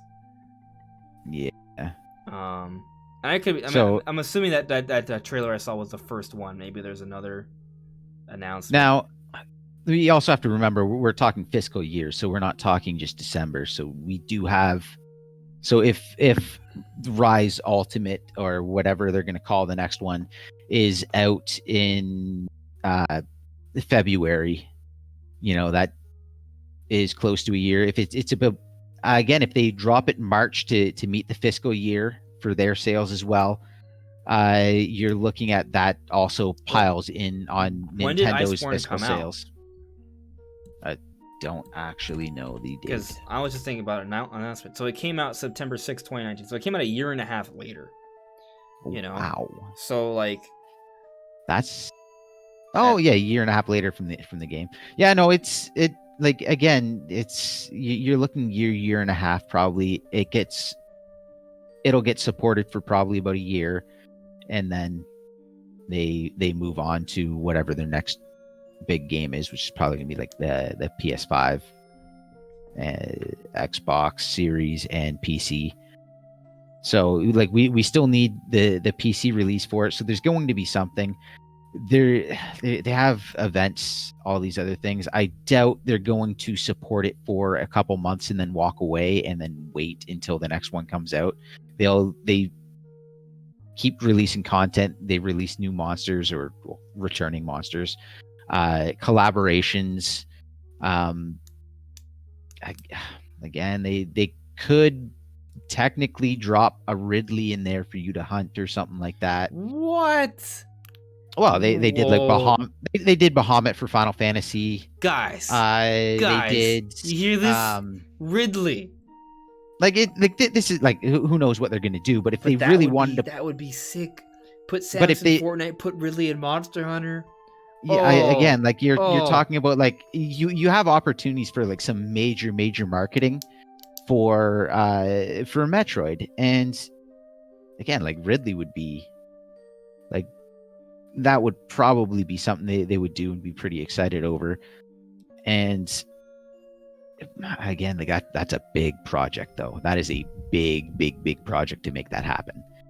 Yeah. But they have these options, and something like that, like something like going into let's push Metroid and let's get something into Monster Hunter. Like that's E3 worthy right there. Is it gonna happen? Who knows? Again, that is a big I don't know. project. That just makes so much sense. But it's a big there's project. So three, I now have 3 dream like Metroid crossovers. It would be great marketing in my head. One is obviously Samus in Fortnite. The other is now Ridley in Monster Hunter. But you want to know what's another one that makes sense? Salix in Smash Brothers. Yeah. So like all 3 of those. Oh, dude, come on! And you got me excited. It's not like they have. This is pure speculation. There's no rumor or anything, or just no one think that Ridley's into Monster Hunter. But it makes no, like 100%.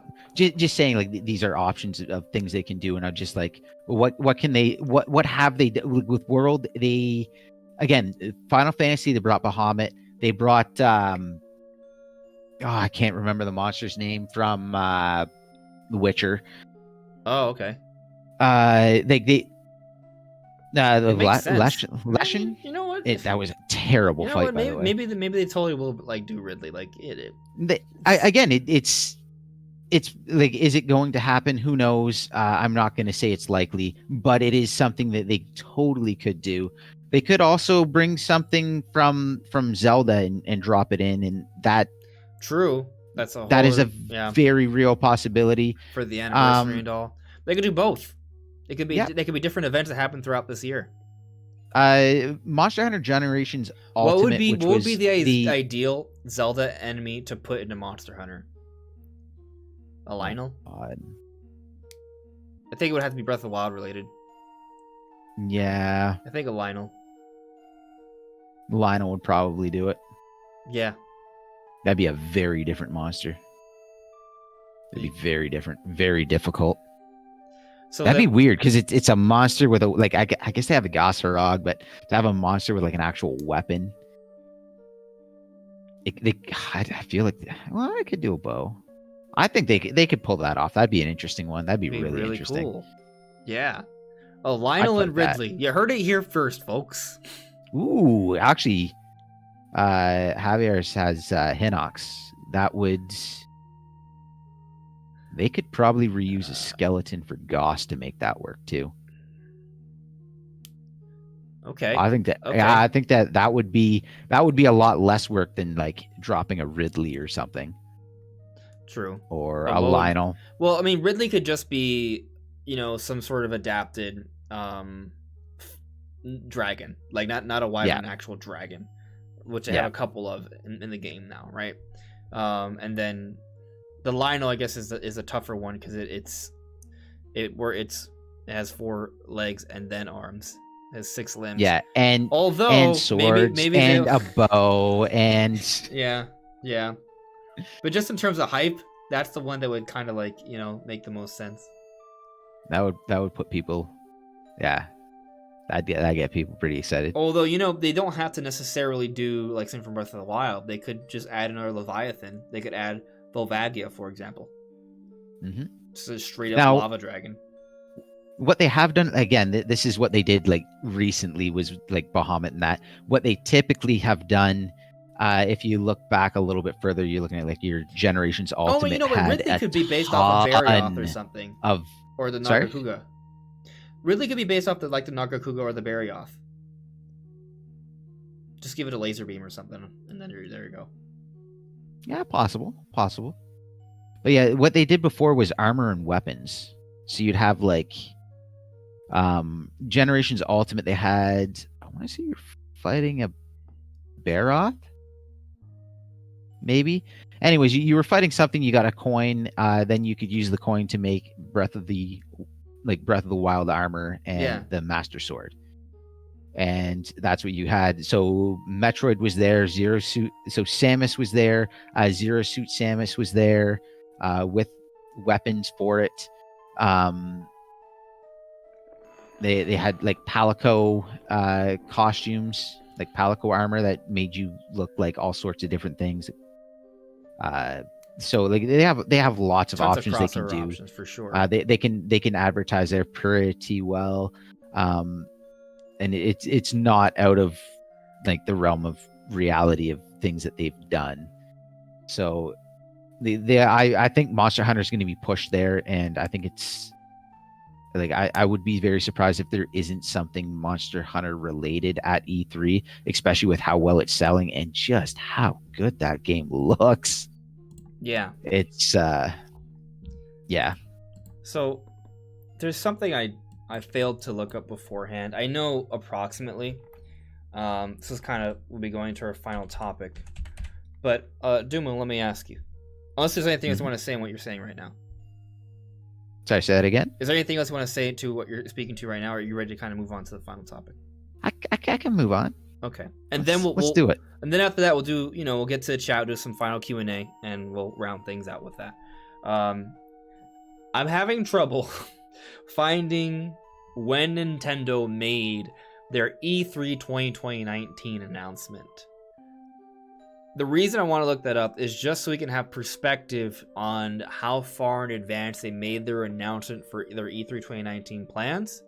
So we can kind of consider that for when they could announce their plans for this year. It was about a month in advance. I just don't remember the exact date, which is what I'm trying to look up. So if I Google E3 2019 Nintendo announcement, what comes up? Not what I want. Nope. So their actual E3 presentation was on June 11th, but when did they announce it? Wait. Nope. That's such a hard thing because there's so much news around it. I think I see it, actually. I found it. All right, Nintendo reveals E3 2019 plans, including a new Nintendo Direct. Let's see, this article was on May 9th, 2019. Come on, where's the source? Where's the source? No source. I mean... Don't you love when they have no source? Come on. This is Polygon. This is a Polygon article. Oh, come on. Well, let's be realistic. If it's Polygon, it was probably done within hours of the announcement. So decently safe to say May 9th. Around, yeah. So I mean, it sounds about right. I just, I'm sure people in the chat are already telling me that that's what it is, like May 9th. So what's today? May 9th. May 9th. May 9th. Look at that. Look at that. But there's a small difference though, right? Because timing of the days, right? The actual event was on June 11th. The E3 for this year starts on June 12th through the 15th, if I am not mistaken. So if we go to June next month, it starts on a Saturday, which is also unusual. Normally it's in the middle of a week. Starts on a Saturday and it goes to the Tuesday, I think. It's a 4-day event. So 12th through the 15th. So, by the 9th, we had already known that when Intel's going to have their Nintendo Direct back in 2019. But also back then, E3 was on the 11th. E3 is not starting until the 12th this year, so slightly later into the year. So, it kind of makes sense to maybe expect it a couple days afterwards as well. The point I'm making really is just that timing-wise, assuming we hold, it kind of compares. Next week, this week we've already started. We're getting an announcement from Nintendo about when they're going to have their plans, when they're going to do their Direct, and what's going to be in it, like a tournament or something. Just a little bit further into that, if we look at the calendar for May 2019, you got to decide, like, was the announcement made on the 8th or the 9th is what we have to figure out, and we can't really tell because we don't know the exact. But the 8th was a Wednesday, the 9th was a Thursday, so we're looking middle of the week is when historically we would be looking at, lining up to 2019's announcements. Yeah. So keep an eye. Yeah. I don't know what day, but I think sometime this week. I think some people have been thinking like maybe Wednesday or Thursday. Like that's maybe when it's happening. I don't know. It could be sooner. I do want to address something because I believe Samus Hunter was suggesting that we would see something on May 6th. However, at the time, Samus said that she wasn't sure if that was just going to be for internal people internally or for like the world. So it was never like said for 100% that that's when Nintendo will make the announcements. Was May 6th a Thursday? Sure, Thursday. Yeah. So maybe if we think it happens on Thursdays, maybe we get the announcement this 13th instead. Timing wise, that works out. It doesn't even have to be on Thursday. It really doesn't. We're talking about a Twitter post. Like it doesn't have to be on Thursday. It could. It may happen that way, but hard to say for sure. Either way, I am semi-committed to there being an announcement this week. Just timing-wise, I think it makes a lot of sense. And just for the, just to kind of go back to the Samus Hunter thing, if you look at their Twitter, we've been following it for a while. There's no signs, from what I can tell, and other people who've been following this person for a while, that they have been like trying to change the narrative here, like deleting posts and hiding things. Like, no, everything they've posted, they've shared, they've been forthcoming. They even have a pinned tweet showing a lot of things that they talked about beforehand with actual screen, like images of their previous tweets, and you see that it came true before. Like, and it's a lot. There's a whole bunch of Monster Hunter updates, Splatoon 3, Miitopia, Mario Golf, Animal Crossing updates, the Ace Attorney games. Like the list kind of continues on and on. There's every week it's like a little bit more. It's like, whoa, this person knows something, and it seems this person basically knows what's going on with like Nintendo's marketing, basically. So I do take this person with a fair bit of credibility, and I'll say that everything they've said has lined up with my expectations. So I believe them. And I do think we're getting E3 news soon, regardless, because it just logically it makes sense that they're going to announce it a few weeks before the actual event. Well, you got to announce it before, so yeah. So they got to announce something because they have to tell us when to tune in and where. Right. The other thing is that there's a good chance we get a Pokemon Presents before E3 as well. So we actually have a few different things to look forward to here. I think there may be some sort of Zelda tease. There's going to be the announcement itself of Nintendo's plans. Whatever sort of pre-E3 events Nintendo announces, you know, that's kind of going to go into it. Miitopia's coming out, and there's the Monster Hunter updates coming out at the end of the month, and there's also a potential Pokemon Presents. Like, there's a lot there, so I guess the argument for Zelda Direct becomes even less likely when you consider all those other things that kind of need to happen before E3. Yeah, like there's so much. Yeah. They have so many little things to do, and that like Age of again, Calamity DLC, they like to bonus supposed do come out this month. indie showcase.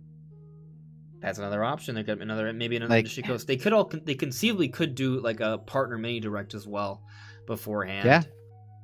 There's a lot of things they could potentially show off or need to show off before E3. There's a lot. Yeah, especially depending on how big their E3 is too.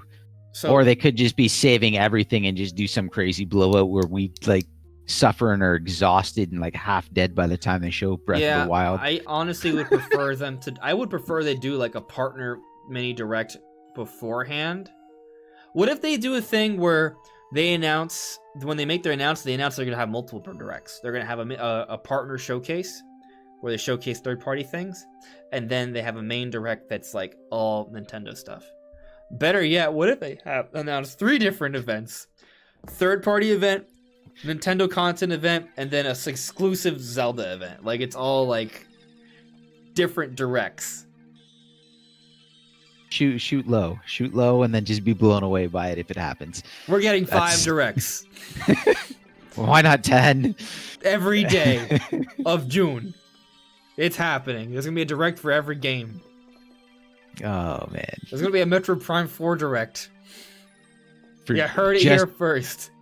And all it's gonna do is show the logo like 6 times. Yeah. From different angles. Yeah. Horizontal flipping, vertical flipping, little angles, as you said. No, in seriousness though, I'm actually not opposed to there being multiple directs. Like, I think that'd be a cool I'd be fine with way that. to do That'd be hype. Yeah. But not 5. Maybe 2. Yeah, what do you mean not 5? That's 5 videos right there. And no, each direct is several videos of content. I don't know, it's just 5 easy, no matter what has to be done videos. So like, just react. That's at the end of the day, it doesn't matter. You're gonna be so freaking busy. Yeah, I'm busy. I scheduled 1 vacation day that week. I don't understand people that can like. You're gonna be like through the roof busy with just Nintendo. I don't understand people that can do like all the major companies. It's like that's so much to try to be like actually cover it all decently. Like that's for some people rough. It's their full-time job. Yeah. And then for other people, they have entire teams. You know. Yeah. For me, I'm gonna schedule 1 day off and try my best. I mean, and those people that have entire teams, even like those teams are worked to the bone. Like, yeah, that's tough times, man. Yeah, it's times like that where it's like, oh no, I don't cover news. I just stream. Easy. I'll stream. I'll stream the event, and then people will complain about it afterwards, and I'll be like, oh, I thought it was pretty good. Yeah, but I mean, streaming games is hard too, though, right? Like, just like being there for hours and staying engaged with the game, but also keeping in mind of your community and staying entertaining for hours. That's really hard. Oh, nah. Honestly, making videos and streaming at this point in time, I find streaming quite a bit easier. Yeah. Well, if you have a community to chat with, who cares what happens in the game? Just chat with the community, and the game is just kind of going in the background.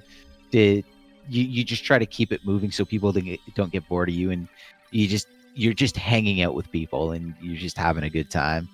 And then for me, like, I tend not to go over 2 hours because then I get tired, and then once the energy starts going down, you're like, okay, this isn't as good anymore for everybody. But, I hear you. On that note, though, since we have exceeded 2 hours, let's check in with the chat real quick. We'll answer a few more questions and to a few more points, and then we'll kind of close things out here. Taker610 provided another super chat. Thank you very much, Taker. The Legend of Zelda Calamity's End. That's not bad at all. Like, sure, like I love like speculating on the name because it's gonna be something. Okay, I don't know. Let's add one little thing to make that just a little bit better. Let's put a question mark at the end. A question mark. What? Calamity's End? And so you'll go into the game. What if the game has multiple endings? Oh my goodness, that would be so brutal. It creates a new triple could you split open timeline. world multiple ending? That's rough. There's one where Link dies. There's one where Zelda dies. There's one where Ganondorf dies. Oh man, could you imagine all the theories of like a dragon break, and it's like, it's the dragon break, and then you just break it again. Like, no. Actually, they unified, then broke it. No, that's what it is. That's what it is. So that the story of the game is gonna link all three timelines together, and then at the end, it's gonna create a whole other split of 3. Everyone's like, just yay! It's all come together, and then it just breaks. No, I thought this was gonna be easy. That's what it is. I believe it. It is a nightmare right now describing the Zelda timeline to people. No, it's pretty easy. I'll do it in less than 30 seconds. You ready? Okay, so first game in Zelda timeline, Skyward Sword. Then there's a few different games that don't matter. Then you get Ocarina of Time. There was a Civil War before Ocarina of Time, but that also doesn't really matter. At the end of Ocarina of Time has time travel going between when Link is a kid and then 7 years into the future when Ganondorf is all powerful and he's kind of taken over Hyrule. Link defeats him, but also doesn't defeat him, so that creates 2 different timelines, but then Zelda also sends him back in time to live his childhood, so you have 3 different timelines. These 3 different timelines have their own continuity of games. One has the Wind Waker, one has Twilight Princess, and one has all the old games on the NES. There you go. And to complete it, to put the cherry on top, after a really long time, way after all of the other Zelda games in the timeline, there's Breath of the Wild, and we do not know where it falls. That's it. That's the Zelda timeline. I like how a bunch of stuff didn't matter. Well, it's the truth, though. It doesn't actually change any... The ones that matter, Skyward Sword, that's the beginning. That's where the curse of the demise starts. So you got the beginning, you got the split, and then you got to figure out what's going, like where each split. But again, it's a nightmare because it's confusing, and people are like, "Oh, I don't like. What do you mean? There's multiple timelines? How does it like?" And then you have people speculated on the 2 timelines, and then Nintendo comes out with something official. Like, no, there's 3, and everyone's like, "Oh, what?" Yep. Again, it's a tough timeline to follow. Yeah, I mean, because you have retcons and continuity errors, like, you know, it's always challenging. It's ultimately not that important. Yeah. There's a few comments here. Let's kind of get to them. I also I can't believe that Minish Cap doesn't matter. Oh no, it totally matters as a game. Come on. It matters as a game. I just mean in terms of the timeline, it's like him getting that hat is the most important part of the timeline. Minish Cap is my favorite handheld Zelda game. That was a good one. Absolutely. Like, I also said Majora's Mask didn't matter by that logic, and Majora's Mask is one of my favorite Zelda games. Oh yeah. Yeah. Ice Sonic added me. What are you expecting on the Age of Calamity DLC packs? Do you think it can tie into Breath of the Wild 2 or Skyward Sword HD? Not likely, but possible. Your thoughts? I think it's gonna expand upon the content we already see in Age of Calamity. I think the characters that we didn't get too much on, I think we're gonna get more on them. That's what I'm kind of expecting for the game.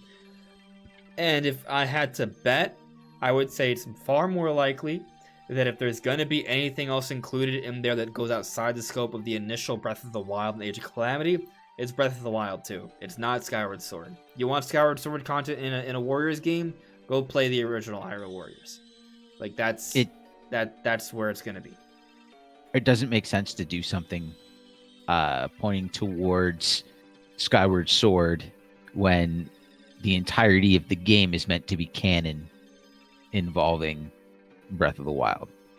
So it's got to point towards Breath of the Wild too. There's got to be something there, or hints or teases or stuff we don't even realize. Like, it's literally nothing until we get through Breath of the Wild 2, and suddenly it's like, oh, do you remember when this happened in Hyrule? Like, yeah. Even though, like, it's technically, it's like part of the time, it's part of the continuity, but it's not really the same timeline, because Terrico goes back in time, so it's like Terrico was a part of the Breath of the Wild timeline, then left and created a whole other timeline, but that's timelines. So many timelines. Yeah. Javier Vasquez added me, Andres, do you remember that Nintendo could always make games take place in between some games across all the timelines that could easily cause yet more splits leading to their own timelines? Sure. I mean, that's kind of what Age of Calamity is. So, they create a whole other timeline in between the 3 timelines. Yeah. Well, actually, we don't even know where Breath of the Wild is. There's timelines, man.